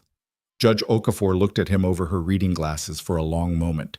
Then she made a note that was longer than the others. Sandra Voss's cross-examination of Daniel was measured and fair. She was not trying to make him look like a bad father because he wasn't one, and she knew it. She probed the practical questions. His work flexibility, his support network, his plans for Lily's care in the event of scheduling conflicts. He answered all of it clearly. Then she said, "You have a new relationship, someone you've been seeing since December." "Yes," he said. "How does that relationship factor into Lily's life currently?" He was quiet for a moment. "Evelyn is someone Lily has met and spent time with. She's not... We haven't made decisions about the future of that. It's early." "Would you characterize her involvement in this case as personal, given that she has no formal relationship to the child?" He looked at Sandra Voss steadily. "I would characterize it as someone who cares about what happens to a 7-year-old child. I don't know that formal relationship is the only valid basis for that." Sandra Voss nodded and said, "No further questions." Claire testified last, before the session recessed. She was composed and honest in the way that he had always, even at the worst of it, respected about her. She did not embellish, and she did not diminish. She talked about Boston the way a person talks about a door that is opened and that you cannot unsee. She talked about Lily the way a mother talks about a child she loves completely. She acknowledged, when Marcus asked directly, that Lily had said she did not want to go. "She did say that," Claire said. "And I heard it." She paused. "I'm asking this court to recognize that a 7-year-old doesn't always have the framework to understand what an opportunity means for the future." "Does a child's clearly stated preference have no weight?" Marcus asked. "It has weight," Claire said. "But I'm her mother. Part of being her mother is sometimes knowing what she needs better than she does." "And you believe she needs Boston?" Claire was quiet for a moment. "I believe she needs a mother who is not diminished," she said. The word came out with the particular weight of something chosen very carefully. "I have given everything I have to this city and this life and this..." She stopped. "The opportunity in Boston is not just professional. It is, I need to be somewhere new, and I want to take my daughter with me, because she is my daughter, and I love her, and I genuinely believe she would be okay." The room was quiet. Marcus said gently, "Is okay enough, Ms. Claire?" She looked at him, her jaw tightened. She did not answer. Judge Okafor called a recess. Itat. In the hallway during the recess, Daniel stood against the wall and Evelyn stood beside him. Not touching, just present. The way she had learned to be present, which was not the performed presence of someone demonstrating support, but the actual presence of someone who had decided to be there and was. "She loves her," Daniel said. "I know," Evelyn said. "That's the hardest part." He looked at the ceiling. "She's not wrong that she loves her. She's asking the court to put her need ahead of Lily's stability. And she knows it. I could see it. She knows it." Evelyn was quiet for a moment. "Marcus thinks the judge is leaning." "He said that?" "He said the note she made after your testimony was longer than the others." She paused. "He said that's usually meaningful."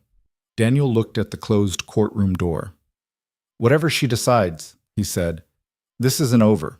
Even if we win today, Claire and I still have to...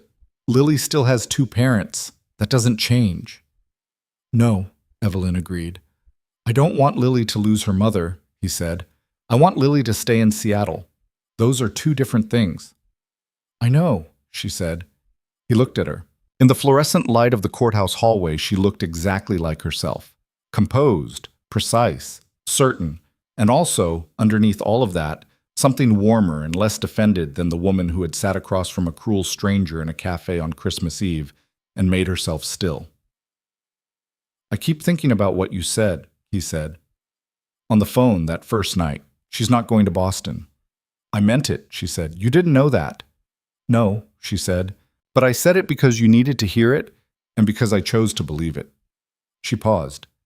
"Sometimes you decide what's true before the evidence confirms it, and then you fight for it." He looked at her for a long moment.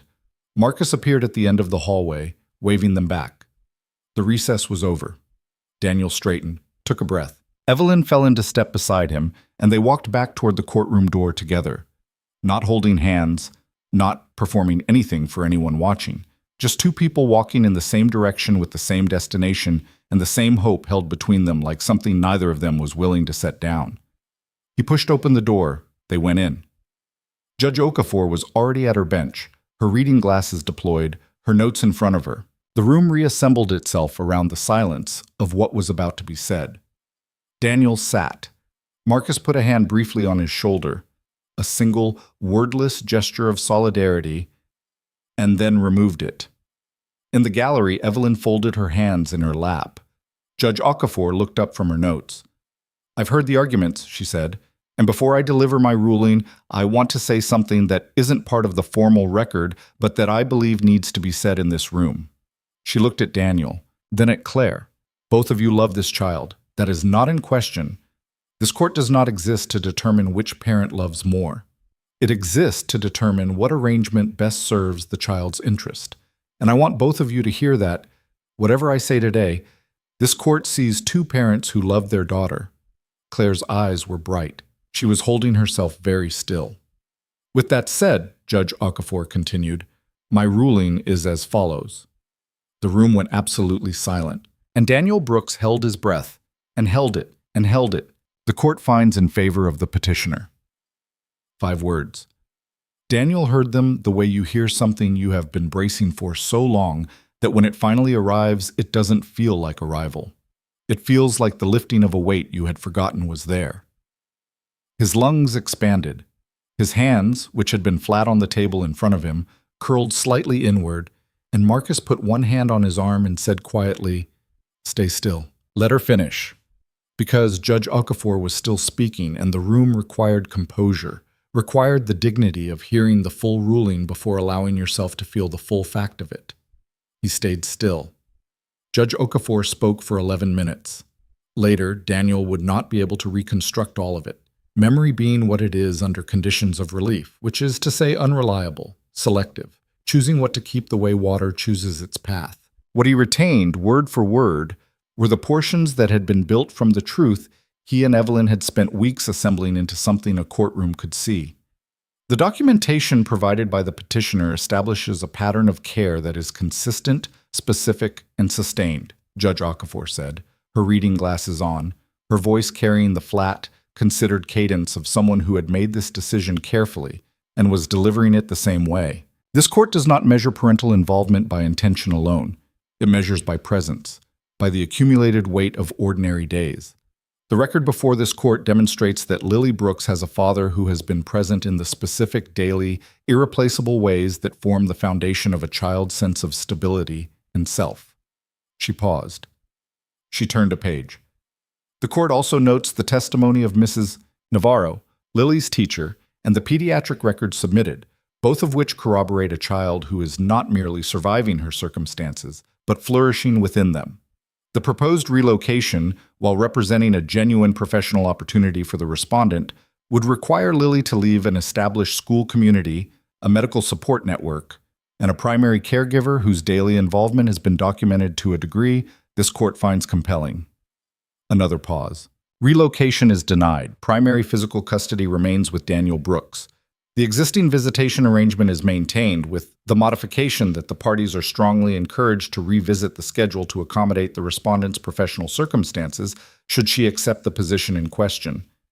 This court makes no ruling on the respondent's career decisions. It rules only on what serves this child. She looked up from her notes. She looked at Daniel and then at Claire with the same level, unperformative regard. This court expects both parents to support Lily's relationship with the other. That expectation is not optional. It is a condition of this arrangement. She removed her reading glasses. "We're adjourned." The gavel. The room moved. Marcus said something Daniel didn't fully hear. He nodded. He stood. His legs were operational, which was more than he had been certain of 30 seconds ago. He turned, and Evelyn was already on her feet in the gallery, and their eyes met across the bar and the few rows of wooden benches between them, and she didn't smile. Not yet, not here, not while Claire was still at the other table with her attorney and the room was still sorting itself. But something in her face opened, the way a held breath becomes breathing. He crossed to the gallery. She stepped into the aisle.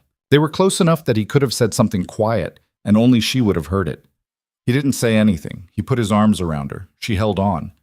Her hand came up to the back of his shoulder and stayed there, and he felt the steadiness of her. The composure she had held through weeks of preparation meetings and late-night phone calls and a morning of courtroom tension.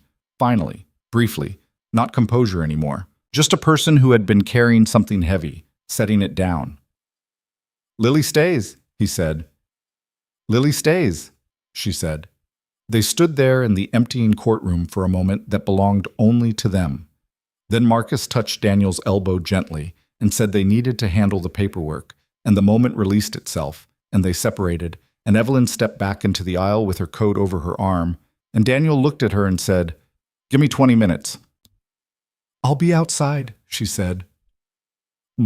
He found her on the courthouse steps in the pale April afternoon, where the Seattle sky was doing what it occasionally did in spring, a thin wash of blue breaking through the gray, tentative and genuine, the kind of sky that didn't promise anything but offered something anyway. She had her coat on now, and her face tilted slightly toward the light, eyes closed for just a moment, and he stopped at the top of the steps and watched her do that. Watched her be, for 3 seconds, simply a person standing in the sun, before she heard him and opened her eyes. "Marcus says the formal order will be filed within the week," he said. "Good." She looked at him. "How do you feel?" He thought about this with the seriousness it deserved. "Like something I was holding very tightly has been put somewhere safe," he said, "and my hands don't know what to do yet." She nodded. "That's accurate." They walked down the steps together and turned in the direction of the parking garage 2 blocks north, and the afternoon moved around them the way afternoons do. The ordinary traffic of a city going about its business, indifferent to the specific private earthquake that had just occurred in courtroom 7 of King County Family Court. "Claire didn't look angry," Evelyn said, "when the ruling came down." "No," Daniel said. "She looked—" He searched, settled, like someone who had been waiting to find out which way they were going to fall, and now they know. "Do you think she'll stay in Seattle?" "I don't know," he said. "I hope so. For Lily." They walked half a block in silence. "She loves Lily," he said again. It was something he kept returning to, the way you return to a thing that needs to be true even when everything around it has been in conflict.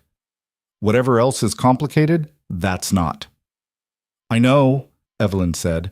"I'm going to call her tonight, after Lily's in bed." Evelyn looked at him. "Good," she said. "I'm going to tell her—" He paused. "I don't know exactly what, but something that makes it clear that this isn't, that I don't want Lily's life to have a gap in it, that I want us to figure out how to do this without—" He shook his head. "The judge said it. It's not optional." "It's also not just the judge," Evelyn said. "You were going to do that anyway." "Yeah," he said. "But sometimes it helps to have a judge say the thing out loud." They reached the parking garage. He held the door. She went in. The fluorescent hum of the structure replaced the open air, and their footsteps echoed on the concrete in the particular way of closed spaces. "Evelyn," he said. She turned. He stopped walking. They were between 2 rows of cars in the unflattering light of a parking garage, which was not a location anyone would have chosen for something that mattered. But location, he had learned, was not actually the point. "I need to say something," he said, "and I want to say it now, before we get in our separate cars and go home and the day goes on and I find a reason to be careful about it." She was very still, watching him. "I have been careful with you," he said, "since December. Deliberately, intentionally careful. Because you matter and Lily matters, and I didn't want to move fast in a direction that—" He stopped. The caution was right. "I don't regret it." "But," she said, "but I sat in that courtroom today," he said, "and I watched you sit in the gallery with your hands folded and your face composed, and I thought about every Saturday at East Lake Social and every late-night call and the way you read through Claire's filing with a red pen and the way you looked at Lily's blue notebook." He paused. "I thought about a parking lot on Christmas Eve and a white rose and the way you said she's not going to Boston, like it was already a fact." She was looking at him with the direct, serious attention she gave to things that mattered. "I love you," he said. The parking garage held the words for a moment. She took a breath that was just barely audible. "Daniel, you don't have to," he started. "I love you too," she said. Quiet, immediate, without the careful architecture of someone choosing words. "I've known it for a while. I was being—" She almost smiled. "Very careful." "Yeah," he said, "me too." She took a step toward him, and he met it, and he put his hands on either side of her face the way you hold something you have wanted to hold for a long time and have finally been given permission. And he kissed her in the parking garage of King County Courthouse on an April afternoon while the fluorescent lights hummed overhead and the city went about its business outside. She kissed him back. Her hand was against his chest, not pushing, just placed there, warm and certain. When they separated, she kept her hand where it was. He kept his hands where they were. They stood in the gap between two cars and looked at each other in the way of two people who have just made something real that was previously only possible. "A parking garage," she said. "I know," he said. "I expected something more scenic." "I can arrange something more scenic." "This is fine," she said. And the way she said it, quiet, warm, without the professional armor, made it the most genuine use of that word he had heard in a long time. He called Claire at 9:15 that night, after Lily was asleep. He had not planned a speech. He had decided, walking home from the courthouse, that speeches were the wrong instrument for this particular conversation. What was needed was simpler and harder, honesty without scorekeeping, and the specific kind of generosity that had nothing to do with winning.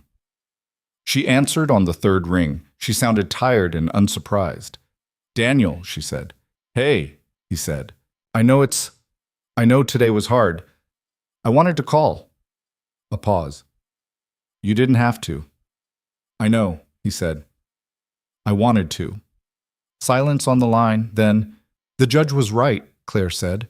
It came out flat and certain, the sound of a conclusion that had cost something to reach. "I knew it when she was talking. I knew it before that, probably." A pause. I needed someone to say it." He didn't fill the silence with reassurance. He had learned in their years together and apart that she didn't want that. "The job in Boston," he said after a moment. "Are you going to take it?" "I don't know," she said. They may have a Seattle office expansion. Sandra is looking into it." A pause. I'm not trying to stay in your life, Daniel. I'm trying to stay in Lily's." "Those are compatible things," he said.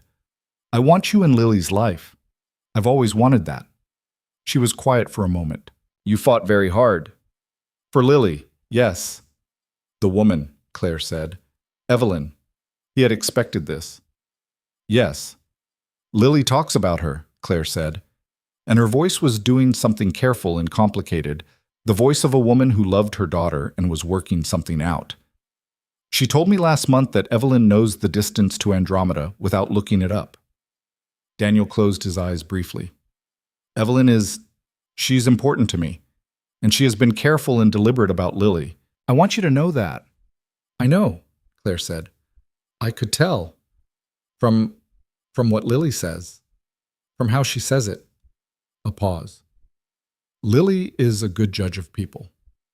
"She is," he said. "She gets that from both of us." A silence. Then something shifted in it.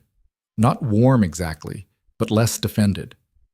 The particular quality of two people who have finally stopped being in conflict and are not quite sure what the space sounds like without it. "I'm going to figure out the job thing," Claire said. "And I want to be better about the schedule. The current arrangement. I want more time with her, Daniel. Not by taking her somewhere, just more." "We'll figure it out," he said. "Okay," she said. "Okay," he said. They hung up. He sat in the quiet of the apartment for a long time. Through the wall of Lily's room, he could hear the small sounds of a sleeping child, the occasional shift, the exhale. He thought about what Judge Okafor had said. This court expects both parents to support Lily's relationship with the other. That expectation is not optional. He had meant what he said to Claire. He had always meant it. He picked up his phone and sent Evelyn a text. "Just got off the phone with Claire. It was okay, more than okay, actually." Her response came quickly. "Good, how are you?" He thought about the honest answer. "I feel like someone who got to keep the thing that mattered most and is only now realizing how close it came to going another way." A pause. Then, "That's an accurate feeling. Let yourself have it." "How are you?" he typed. Her response this time took longer. When it came, it was simpler than he expected. "Happy." For the first time in a long time, just happy. He looked at those words on the small screen of his phone, in the quiet of his apartment, in the city that his daughter was staying in, and he thought, yes, just that, yes. The conversation that changed things. The second conversation that changed things, the first having occurred in a cafe on Christmas Eve 4 months prior, happened on a Sunday morning in May. Lily had made breakfast. This was a recent development. She had decided approximately 3 weeks earlier that she wanted to learn to cook, and Daniel had determined that the safest place to begin this project was scrambled eggs, which were forgiving of beginner errors and could be eaten at any temperature. She had practiced on 4 consecutive Saturday mornings and had now reached a level of technical proficiency that she was justifiably proud of. She had also, this particular Sunday, insisted on making enough for 3. Evelyn arrived at 9 with orange juice, because Lily had declared this the correct breakfast beverage, and Evelyn had learned early to take Lily's declarations about the correct anything with the seriousness they were offered, and found the kitchen fragrant with butter and the particular focused energy of a child who was doing something important. "How do you like your eggs?" Lily asked, not looking up from the pan. "Exactly how you make them," Evelyn said. Lily looked up at this, then back at the pan. "That's a good answer," she said.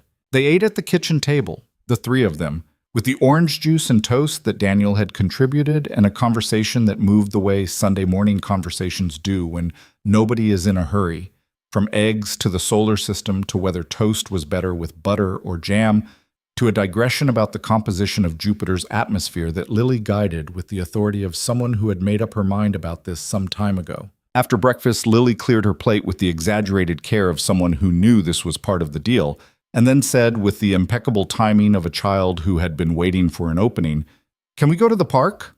Daniel looked at Evelyn. Evelyn looked at Daniel. "Sure, Bug," he said. Gasworks Park was 20 minutes away, on the north shore of Lake Union, a sprawling stretch of green with the rusted industrial architecture of a former plant rising against the sky in a way that was either beautiful or strange or both, which was what made it Lily's favorite park in Seattle. She had explained once that she liked places that looked like they were from another time, because it reminded her that the same spot could be many different things depending on when you stood in it. She ran ahead on the path the way children do, not aimlessly, but with the specific trajectory of someone who knows exactly where the best hill is and intends to claim it. And Daniel and Evelyn walked behind her in the easy, unhurried way of people who had stopped needing to fill silence with anything other than the fact of each other. The morning was one of Seattle's actual good ones, clear and mild, the lake catching light in the particular blue that the city held in its best moments, the skyline across the water sharp and familiar. People moved through the park with dogs and strollers and the general Sunday energy of a city that had decided collectively to be outside. "Patricia wants to meet you," Evelyn said. Daniel glanced at her. "Your CTO?" "She has mentioned it approximately 11 times in the last 2 months," Evelyn said. "She is not a subtle person. She framed the most recent request as a business lunch, which I think she believed I might find more palatable than the obvious alternative." "Which is?" "She wants to look at you and determine whether you're good enough," Evelyn said. "She has a very specific framework for this assessment. I have not been privy to the criteria." "That's terrifying," he said. "She's terrifying," Evelyn agreed. "She's also the person who, 11 years ago, maxed out her personal savings to invest in Cloudbridge when every institutional investor passed. So I tend to let her do whatever she wants." "I'll meet her," he said. Evelyn looked at him. "You're not nervous?" "I'm nervous," he said. "I'll still meet her." She looked at him for a moment, with something in her expression he had come to recognize, that particular quality of being seen by someone who was paying genuine attention and finding it neither threatening nor insufficient. Lily had reached the hill and was already at the top, spinning with her arms out in a way that had nothing to do with anything except being 7 and standing on a hill in the sun. "Can I ask you something?" Evelyn said. "Always." She was quiet for a moment, choosing words, which she did more often with him than she did in most contexts, which he had taken, from early on, as a kind of trust. "Where do you see this going?" He kept walking. The path curved slightly. "This morning? Or, you know what I mean," she said. He did. He thought about how to answer in a way that was true and also fair to the complexity of what they were navigating. He thought about Lily on the hill. He thought about a parking garage and words that had finally been said. He thought about a 4-bedroom house that was very quiet and a cramped apartment with star charts on the ceiling that was very full. "I see it going somewhere that looks like a life," he said. "A shared one. Not immediately. Not, there are things that need time. And I know that, and Lily needs, the pace needs to be right for her." He paused. "But that's the direction, if you want that direction." She was quiet for several steps.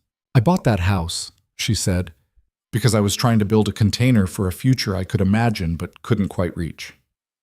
I've been living in it alone for 6 years. She looked toward Lily on the hill. "It has a room that I have thought of, for reasons I haven't fully examined, as available. Not a guest room, just available." He looked at her. "Lily would need a room with good windows," she said, "for the telescope." He stopped walking. She stopped too. She was looking at the hill, at his daughter spinning in the sun, with an expression that was the most unguarded he had ever seen on her face, open and certain and quietly hopeful, in the way of someone who has finally given themselves permission to want something specific. "Evelyn," he said. "I know it's not immediate," she said quickly. "I know there are—" "Evelyn." She looked at him. "I know," he said. "I know it's not immediate. I know there are 100 things between here and there." He paused. "I just want to make sure you know that I'm not being careful about this anymore. About wanting that with you." She held his gaze for a moment. Then she looked back at Lily on the hill, and something in her face settled into a quiet certainty that was different from the professional composure, different from the composure she had held in cafes and courtrooms.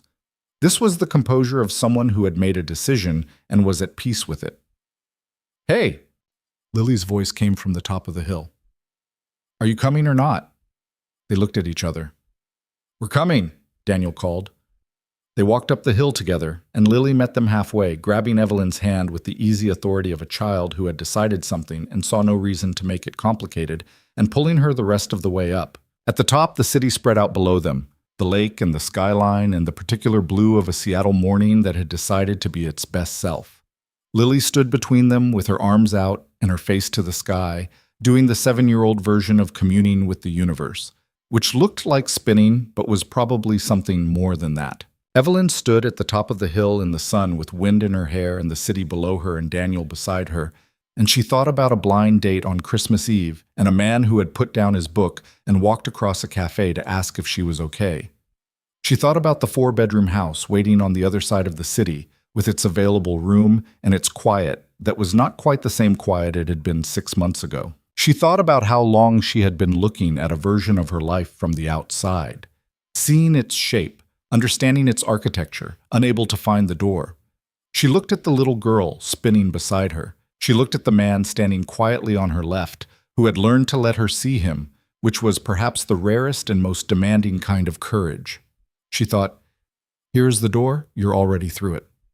Daniel's hand found hers, unhurried, certain. The way you reach for something that belongs to you and has for a while, and you finally stopped pretending otherwise. She held on. Below them, the city went about its beautiful, indifferent, ongoing business. Above them, the sky was the particular clear blue that preceded stars, that held stars invisibly all day long, waiting for the dark that would make them visible again. Lily stopped spinning and looked up at that sky, shading her eyes with one hand, doing the thing she always did, looking for what was there even when you couldn't see it yet. "Dad?" she said. "Yeah, Bug?" "Beetlejuice is up there right now," she said. "Even though we can't see it, it's always up there." "I know," he said. She seemed satisfied by this. She reached out her other hand, the one not shaded against the sky, and put it in Daniel's, and the three of them stood at the top of Gasworks Park Hill in the May sunshine, connected in the simple chain of it. Daniel thought, "This is what I fought for." Not the courtroom, not the ruling, this.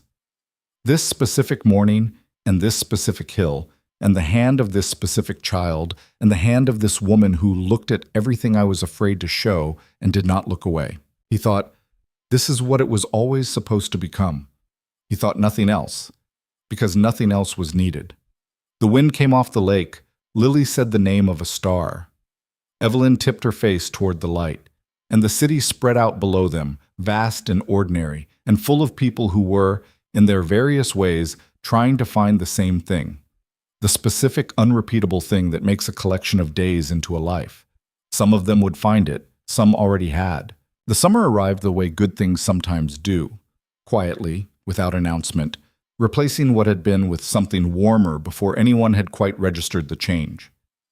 June in Seattle was the city at its most honest, the gray finally pulling back, the light arriving early and staying late, the lake catching afternoons in a way that made even longtime residents stop and look. Daniel noticed it differently this year. He had noticed everything differently since April, as though the ruling had recalibrated something in his perception, sharpening the ordinary into something he no longer had permission to take for granted. The apartment felt different too, not smaller exactly, but finished, the way a chapter feels finished, complete in itself, before the page turns. He was aware of this without naming it, the way you are aware of the last days of something you have loved before you are ready to call it an ending. Lily had noticed it in her own way. One evening in early June, she had stood in the doorway of her room, looking at her telescope and her star chart and her shelf of notebooks with the expression she reserved for data that was leading toward a conclusion, and she had said without preamble, "Are we going to move?" Daniel, who had been passing in the hallway with a laundry basket, stopped. "What makes you ask that?" She turned to look at him. "Evelyn's house has better windows," she said. "I've been to her house 4 times, and every time I think about the windows in the front room and how if my telescope was there, I could see the north sky without the building in the way." He set the laundry basket down. "You've been evaluating the windows." "I've been evaluating the windows," she confirmed. She said it without apology, in the tone of a scientist reporting findings. "The north sky visibility from this apartment is blocked by the Hendersons' building. At Evelyn's house, it isn't." She paused. "Also, the kitchen is bigger. You like to cook, and you always say our kitchen is too small." "I say that when the pasta water boils over," he said. "You say it every time the pasta water boils over," she said. "That's always." He looked at his daughter in her doorway, this 7, now 8, birthday in April, celebrated with a star map cake that Evelyn had commissioned from a bakery in Capitol Hill with specific constellation accuracy, which Lily had examined before eating with the focused satisfaction of someone whose standards had been met. Year-old person who cross-referenced her own scientific observations and noticed things most adults arranged not to see. "If we moved," he said carefully, "how would you feel about that?" Lily considered this with the seriousness it deserved. "I would need to bring the star chart," she said. "The whole thing, not just the paper. The way it's arranged. It has to be accurate." "We would bring the whole thing," he said. "And the shoebox," she said. The shoebox of lunch notes, which lived on the shelf above her desk with the specific reverence she gave objects that had accumulated meaning. "The shoebox comes," he said. She nodded, satisfied. Then, "Does Evelyn want us to?" He thought about a Sunday morning on a hill, a hand in his, a woman looking at a room she had called available. "Yeah, Bug," he said. "She does." Lily turned back to her telescope. She made a small adjustment to the angle, checked the eyepiece, and said, in the direction of the lens rather than her father, "I think that's a good idea."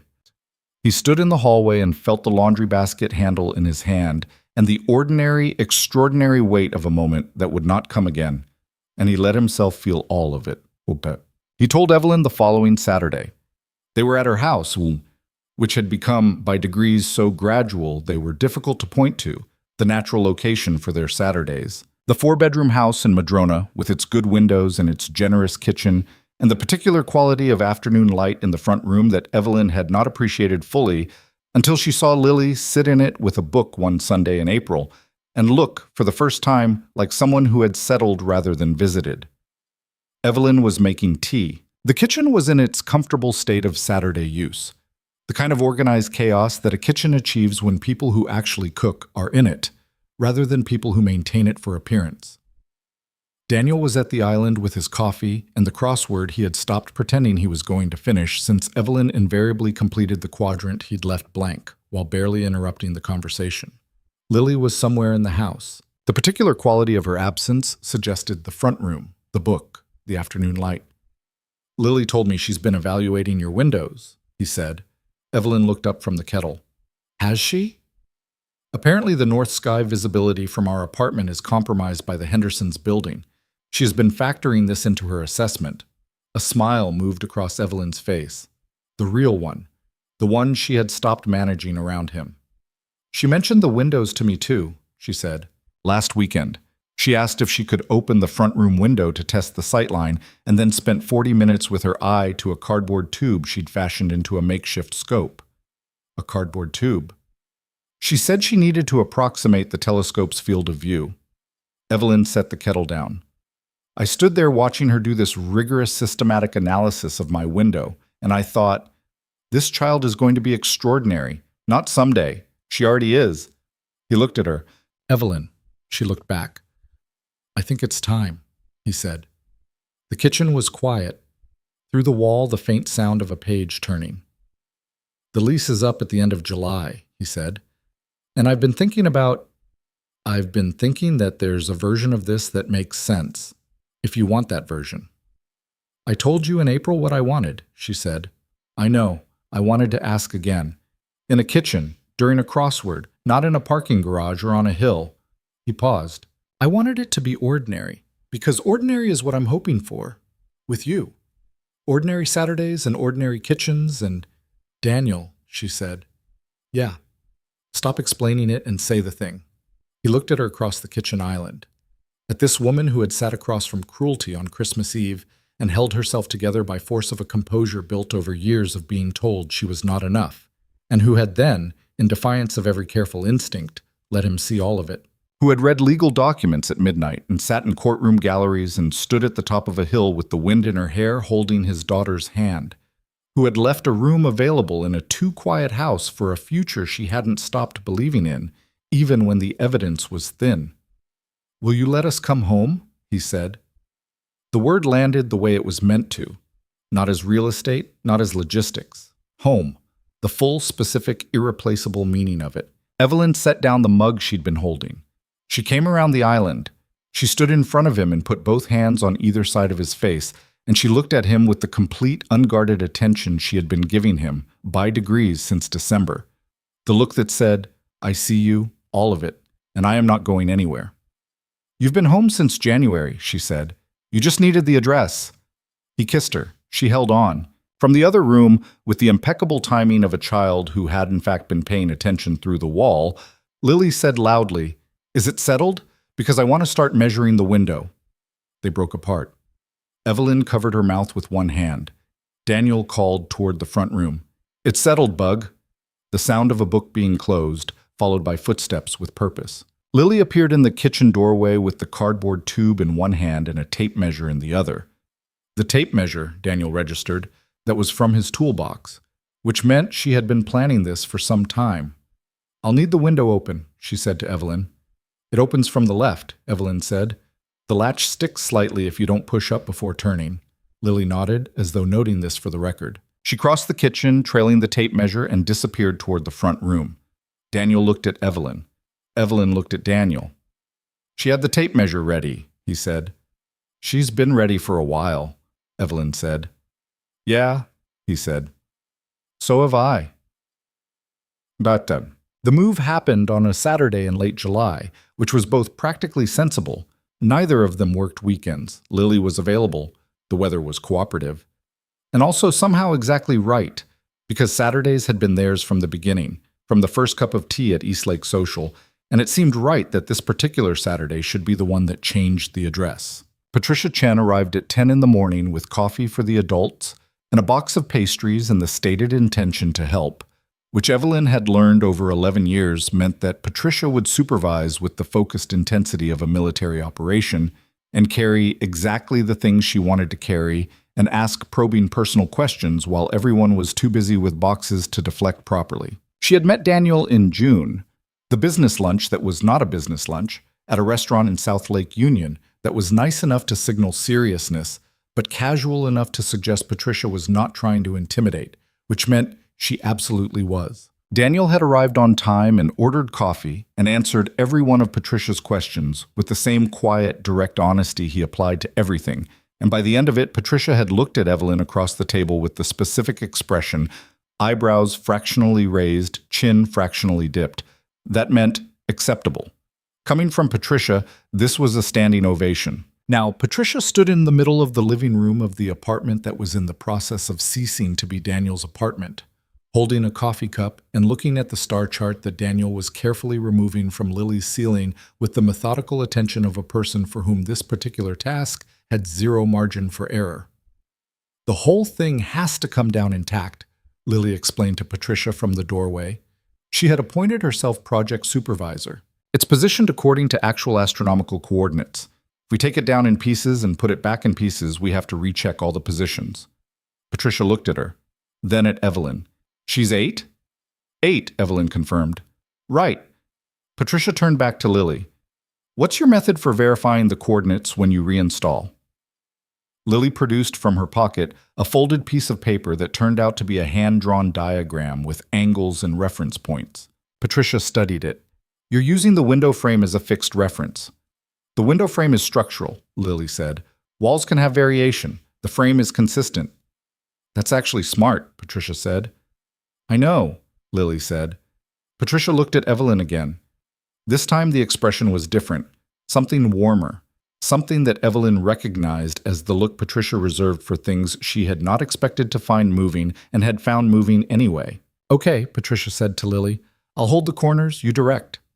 Lily, who had not been offered help before and was processing the offer with the seriousness it deserved, considered Patricia for a moment. Then, "Have you done this before?" "I've taken down ceilings," Patricia said, "in the process of renovating a building in Fremont 13 years ago." Evelyn remembers. "It was structurally inadvisable," Evelyn said from across the room. "It worked out," Patricia said. "My point is, I know how to be careful with ceilings." Lily looked at her a moment longer. "Okay," she said. "Stand there. Don't pull until I say." Patricia, who ran a team of 47 engineers and had sat across from venture capitalists who had reduced grown adults to silence, stood exactly where an 8-year-old pointed and waited for instructions. Daniel, on the stepladder, caught Evelyn's eye across the room. She pressed her lips together against the smile that was going to arrive whether she controlled it or not. By noon, the apartment was mostly in boxes. By 2, the boxes were in the moving truck Daniel had rented, loaded with the efficient, systematic logic of a man who had, as it turned out, strong opinions about weight distribution and load-bearing principles that he was not shy about applying to moving day. Patricia deferred to him on the physical logistics. Another thing Evelyn logged as notable, since Patricia deferred to approximately no one on anything, and by 4 in the afternoon, the front room of the Madrona house had been transformed from a gracious, slightly too quiet space into a room with 3 times the personality and twice the life. The star chart went up last. This was Lily's decision, made with the reasoning that the star chart was the most important element, and important elements should not be obscured by other boxes and furniture being moved around them. The logic was sound. No one argued. Daniel and Lily went up the ladder together, him on the stepladder, her on a chair he held steady, with the diagram and the tape measure and the patience that the task required. Evelyn stood below them and read the coordinates aloud, and Patricia held the corners of the chart, and the 4 of them spent 45 minutes reinstalling the arrangement of glow-in-the-dark stars onto the ceiling of what had been the guest room and was now, without ceremony or announcement, Lily's room. When it was done, Lily lay flat on the floor beneath it and looked up in silence for a long moment. Everyone else waited. "It's right," she said. "Yeah?" Daniel said. "The angle on Orion's belt is correct," she said. "And Sirius is in the right quadrant." She paused. "This is better than the apartment. You can see the whole northern hemisphere from here without craning." "The Hendersons building," Daniel said. "The Hendersons building," she confirmed. Evelyn stood in the doorway of the room, Lily's room, the available room, the room that had been waiting, and looked at the star chart on the ceiling and the little girl on the floor beneath it, and the man sitting on the edge of the moved-in bed looking at his daughter with the expression she had come to understand was Daniel at his most purely himself, quiet, present, paying the specific attention that cost him nothing because it was simply who he was. She had a feeling she recognized from systems work, The feeling when a complicated architecture finally resolved into its correct configuration. When the pieces that had been provisional became load-bearing. When you could stop holding it together by force of will because it was holding itself. She thought, this is what it feels like when something is built right. Patricia appeared at her elbow. You're doing the thing, she said quietly. What thing? The thing where you realize something is real and you're trying to keep your face normal about it. I'm keeping my face completely normal, Evelyn said. Your face is an absolute disaster right now, Patricia said. She said it warmly. It's a good look. I've been waiting 11 years to see it. Evelyn looked at her. Patricia looked back. You deserve this, she said simply. You've deserved this for a long time. I'm glad you let yourself have it. Evelyn was quiet for a moment. Outside the window of Lily's room, the July evening was doing the long, golden thing Seattle evenings did in summer. The light refusing to leave, the sky staying lit well past when it had any business being lit, as though the day couldn't quite bring itself to end. I was scared, Evelyn said, quietly. An admission she didn't make often. I know, Patricia said. After Marcus, after 6 years I had built everything so carefully. The company, the routines, She stopped. I was good at alone. I had gotten very good at it. You were always good at everything you put your mind to, Patricia said. That was never the question. She paused. The question was whether you'd decide that this was worth the risk of not being good at it. Evelyn looked at Daniel on the edge of the bed, looking at Lily on the floor, looking at the stars. He makes it easy, she said. He really doesn't, Patricia said. Single father, custody battle, complicated history. None of that is easy. She paused. But he makes you want to try. That's different from easy. That's better than easy. From the floor, Lily said, Evelyn, come look. Evelyn crossed the room and lowered herself to the floor beside Lily. Without hesitation, without calculation, in the cashmere sweater she had been meaning to be careful about, and lay flat on the hardwood next to an 8-year-old and looked up at the stars on the ceiling of the room that had been waiting. Up there, in the patient glow-in-the-dark arrangement of a child's careful science, Orion and Sirius and the Andromeda reference point, and the whole northern hemisphere reproduced with the fidelity of a small person who believed that accuracy was a form of respect for the thing you loved. The Milky Way band, Lily said, pointing. I added it last spring. Dad helped. We used the thinnest brush we could find. I can see it, Evelyn said. Most people don't notice it at first, Lily said. It's subtle, but it's there. Evelyn looked at it. The faint arc of denser stars, the suggestion of the galaxy's arm, rendered in patient brushstrokes on the ceiling of a bedroom in Seattle. I notice it, she said. Lily turned her head on the floor to look at Evelyn directly. Her face, in profile, had the open, considering expression she wore when she was deciding something. I'm glad you're here, she said, the way she said everything, plainly, without performance, as a statement of observed fact. Evelyn turned her head to look back. I'm glad I'm here too, Lily. I picked the right windows, Lily said. Daniel, from the bed above them, made a sound that was not quite a laugh, but was definitely in the neighborhood. She picked the right windows, he said. I really did, Lily said, with the satisfaction of a scientist whose hypothesis has been confirmed. By September, it was ordinary. Not ordinary in the diminished sense, not the gray settling for something sense of ordinary. Ordinary in the way that a song becomes yours through repetition, through the accumulated weight of mornings and evenings, and the particular way someone makes tea, until you cannot imagine the melody belonging to anyone else. The house had reorganized itself around its new configuration. Lily's room had the telescope in the north window, positioned with the precision she'd been planning since June, and the star chart overhead, and the shoebox of lunch notes on the shelf beside her new notebooks. The Madrona notebooks, she called them, to distinguish them from the Seattle notebooks, which had been the apartment notebooks, a distinction she'd made unprompted one morning over breakfast, and which Daniel had found both logistically unnecessary and entirely characteristic. He still wrote the notes. Every day. Different facts now. He had branched out from constellations to the full breadth of astrophysics, which required him to do a modest amount of research each evening to stay ahead of an 8-year-old who read at a 10th grade level and would absolutely call him out on any imprecision. He didn't mind the research. He had discovered, somewhere along the way, that being challenged toward the edge of your knowledge by someone who expected accuracy from you was one of the better ways to spend an evening. Evelyn had adapted to the rhythms of the house the way she adapted to most complex systems, by paying close attention, identifying the load-bearing elements, and not trying to alter anything that was already working. She did not try to change the lunch notes. She did not try to change the Wednesday homework sessions or the Saturday museums or any of the architecture Daniel had built around Lily's life, because she had understood from early on that this architecture was not incidental. It was the thing itself. What she added was different. She added the dimensions of her own life.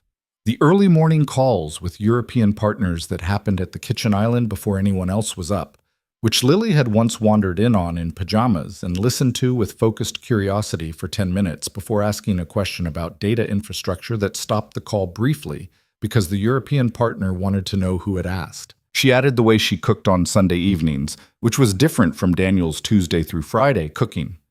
More complicated, more ambitious, the cooking of someone who had spent years doing the efficient version and was now, with time and company, returning to the version she had loved before she got busy. She added herself. That was the thing she added, and it turned out that herself, in this context, was exactly what the house had been shaped to receive. Claire called on a Thursday evening in August, and Daniel took the call in the backyard while Lily did homework at the kitchen table and Evelyn read in the front room, and they talked for 45 minutes. The longest, easiest conversation they had managed since before the divorce. The kind of conversation that required the custody battle and the ruling and 4 months of aftermath to become possible. Claire had not taken the Boston position. The Seattle expansion she'd mentioned had materialized. A smaller role, different scope, but real. And in the city where her daughter lived, and she had decided that real and present was worth more than impressive and absent.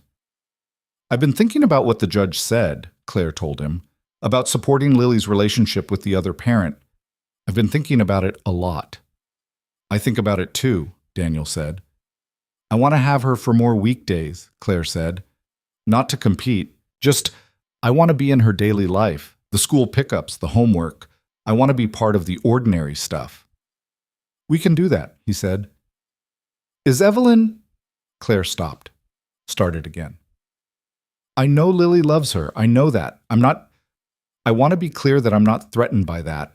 I just need to know that Lily knows her mother is still—" "Claire," he said, "Lily knows who her parents are. Nothing about our life here changes that. We are absolutely not competing with you." A silence. "She told me," Claire said, that the new house has better windows for her telescope." "She evaluated them rigorously," Daniel said. "She said Evelyn knew about the Andromeda Galaxy." A pause. "The distance, without looking it up." "She did," he said. Another silence. When Claire spoke again, her voice had the particular quality of someone who has accepted something that cost them something to accept. "She's good for Lily," she said. "Yes," he said. "Okay," Claire said. And in that single word was the whole complicated accommodation of a woman who loved her daughter and was choosing, with difficulty and deliberateness, to be large enough to let that love coexist with a situation she had not chosen. "Okay, let's figure out the weekdays." They figured out the weekdays. After he hung up, Daniel sat in the backyard in the August evening and looked at the back of the house. At the lit kitchen window where he could see Lily at the table, head bent over her homework, and the lit front room window where he could see the shape of Evelyn reading, one leg folded under her on the couch, in the specific position she defaulted to when she was genuinely absorbed. And he thought about what the judge had said, and what he had said to Claire on the phone the night of the ruling, and what it meant to have fought for something and won it, and then turned around and offered it back in the right shape. He thought, the winning was never the point. The point was always the life inside it. He went back inside. Booked. On a Saturday in October, Lily came to breakfast with the blue notebook. Not to read from it, she didn't read from it aloud, which was a boundary she maintained with the consistency of someone who understood the difference between private and secret. She brought it to show the cover, which she had redecorated over the previous 2 weekends with a new system of star stickers. Not random, but positioned according to their actual celestial coordinates, a project she described as making the cover an accurate map of the sky on the date she had started the notebook. October 3rd, she said, tapping the original entry date she'd written inside the front cover in the large, careful print of a newer writer. This is what the sky looked like on October 3rd. I checked. Daniel and Evelyn were both at the table. The October morning had come in cool and clear, the kind of Saturday that suggested winter was coming but hadn't committed yet. And Evelyn had made coffee and Daniel had made the star-shaped pancakes that had become the household's Saturday signature. A tradition that had originated with a Sunday in May when Lily had found a star-shaped cookie cutter in a box of kitchen things being unpacked and presented it to Daniel with the silent eloquence of someone making an irrefutable suggestion. Evelyn took the notebook and looked at the cover. She looked at the star positions, the careful, accurate arrangement. She looked at Lily across the table. You verified each position, she said.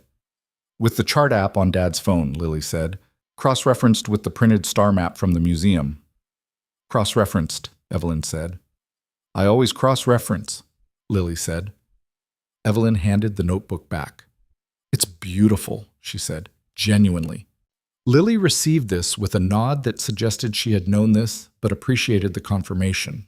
She set the notebook beside her plate and addressed her pancakes with the focus of someone who took breakfast seriously, and the kitchen was warm and the October light came through the good windows and hit the table at the angle that made the room look, on mornings like this, like something from a painting of what a Saturday was supposed to be. Daniel looked at this scene, his daughter with her notebook and her star-shaped pancakes, Evelyn with her coffee and the newspaper she'd folded to the crossword, the kitchen that had found its right number of people, and felt the thing he had been feeling, by degrees and accumulation, since July.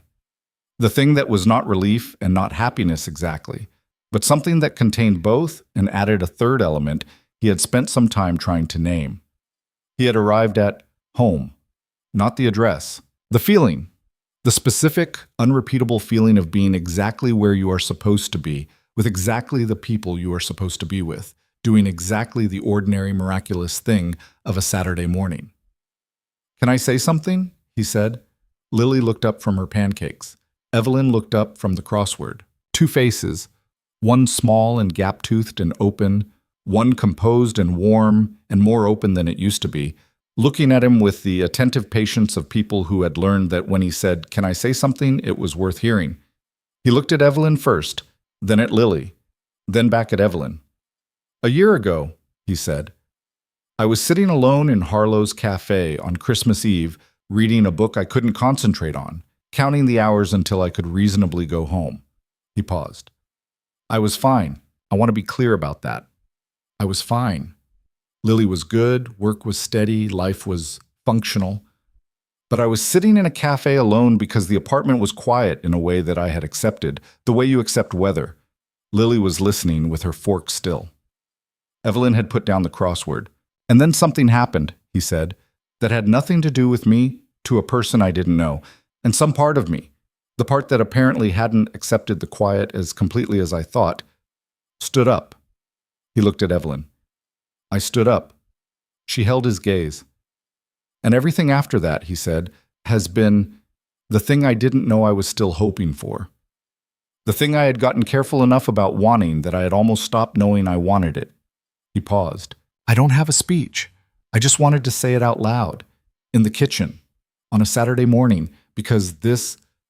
He looked at the table, the pancakes, the notebook with its accurate star map, the October light through the good windows. This is it. This is the thing, and I don't want to forget to say it. The kitchen was quiet for a moment. Then Lily said, I knew it was going to work out. Daniel blinked. You, what? Since the museum, she said. The first time. When Evelyn knew about Saturn's rings being thin, she picked up her fork again. I wrote it in the notebook that night. I said, I think this is going to be important. The way I write about things I observe that seem like they're leading somewhere. Evelyn stared at her. You wrote that in October? In February? February 14th, Lily said, with the calm of someone stating a fact. I remember because it was the day after Valentine's Day, and I thought that was funny. She ate a piece of pancake. I cross-referenced it later when things happened. I was right. Daniel looked at Evelyn. Evelyn looked at Daniel. A beat of silence. Then Evelyn laughed. The real laugh, full and unguarded. The one she produced when something genuinely caught her off guard, which was the rarest and most beautiful sound in the house. "You've been tracking this," Evelyn said. "In the notebook." "I track things that seem significant," Lily said reasonably. "You seemed significant from the beginning." Evelyn looked at the child across the table, at this small, precise, extraordinary person who named her houseplants after astronomers and cried for Kepler and built star maps on ceiling and notebook covers, and had apparently been maintaining a longitudinal observational study of her own family's emotional landscape since February. "Lily," she said. "Yeah?" "I have something I want to ask you." She glanced at Daniel, a quick, certain look, and then back at Lily. "Not because I need your permission, but because it matters to me that you know before it happens, and because I want to ask you directly." Lily set her fork down. She was listening with her whole self, the way she listened to things she had decided were important. "I love your father," Evelyn said. Simply. "I think you know that." "Yes," Lily said. "And I love this family," she said. "The three of us, the way we are. The Saturday pancakes and the museum and the homework and all of it." She paused. "I want to ask you something formally." Lily waited. "May I stay?" Evelyn said. "Not just in the house, in the family, permanently, in whatever way that takes. I'm not prescribing the shape of it. I'm asking if you want that." The kitchen was very still. Lily looked at her for a long moment. The same calculating look, the rapid data gathering, the conclusion forming. She looked at her father, then back at Evelyn. "I wrote it in the notebook," she said. "February 14th. I think this is going to be important." She picked up her fork. "That means yes. In case it wasn't clear." The October light came through the windows. The coffee was warm. Somewhere in the neighborhood, someone was raking leaves with the unhurried energy of a Saturday that had nowhere to be. Daniel reached across the table. He put his hand over Evelyn's. She turned hers over and held on. Lily ate her pancake and looked at the star-shaped ones remaining and made a noise of satisfaction and said, "Can we go to the museum today? There's a new exhibit on black holes." "Yes," Daniel said. "Evelyn's coming," Lily said. Not a question. "Obviously," Evelyn said. "Good," Lily said. "I'll need someone to read the information panels out loud while I take notes. Dad reads too fast." "I read at a normal pace," Daniel said. "You read too fast," Lily said, with the certainty of someone who had the data. "She's not wrong," Evelyn said. "You've heard me read twice," Daniel said. "The data is conclusive," Evelyn said. Lily pointed at Evelyn with her fork in the gesture of someone whose argument has been supported. Daniel looked at the two of them, his daughter and this woman. Aligned against him on the matter of his reading speed, and he felt the laugh before it arrived, warm and easy, the kind that comes from somewhere deep in the chest where the careful things live. It came out. He let it. The kitchen held it, and the morning held it, and the house absorbed it the way a house does when it finally has the right number of people in it, completely, without remainder, as though it had been built for exactly this. Outside the good windows, the October sky was the clear, specific blue that held stars invisibly through all the daylight hours, patient and constant, waiting for the dark that would let them be seen. Waiting, as Lily had once explained to an astronomer at the Science Museum who had been impressed enough to write down her name not to be discovered. They had always been there. But to be visible, which was different, which was, when you thought about it, everything. The Brooks family, all three of them, in the specific, chosen, built by deliberate love shape that family had taken, finished their Saturday pancakes. Then they got their coats and went to see about the black holes. And behind them, the house settled into its good quiet. Not the empty quiet of rooms waiting to be filled, but the warm quiet of a place resting between its moments, knowing more would come, knowing it was ready. A rose in the cold, a question asked in a crowded café, a book set down, a hand extended toward a stranger who turned out to be the person you had been, without knowing it, making room for all along. Some things arrive like weather, inevitable, unscheduled, reshaping everything in their path. Some things arrive like stars, always there, waiting only for the right conditions to be seen. This was both. This was everything.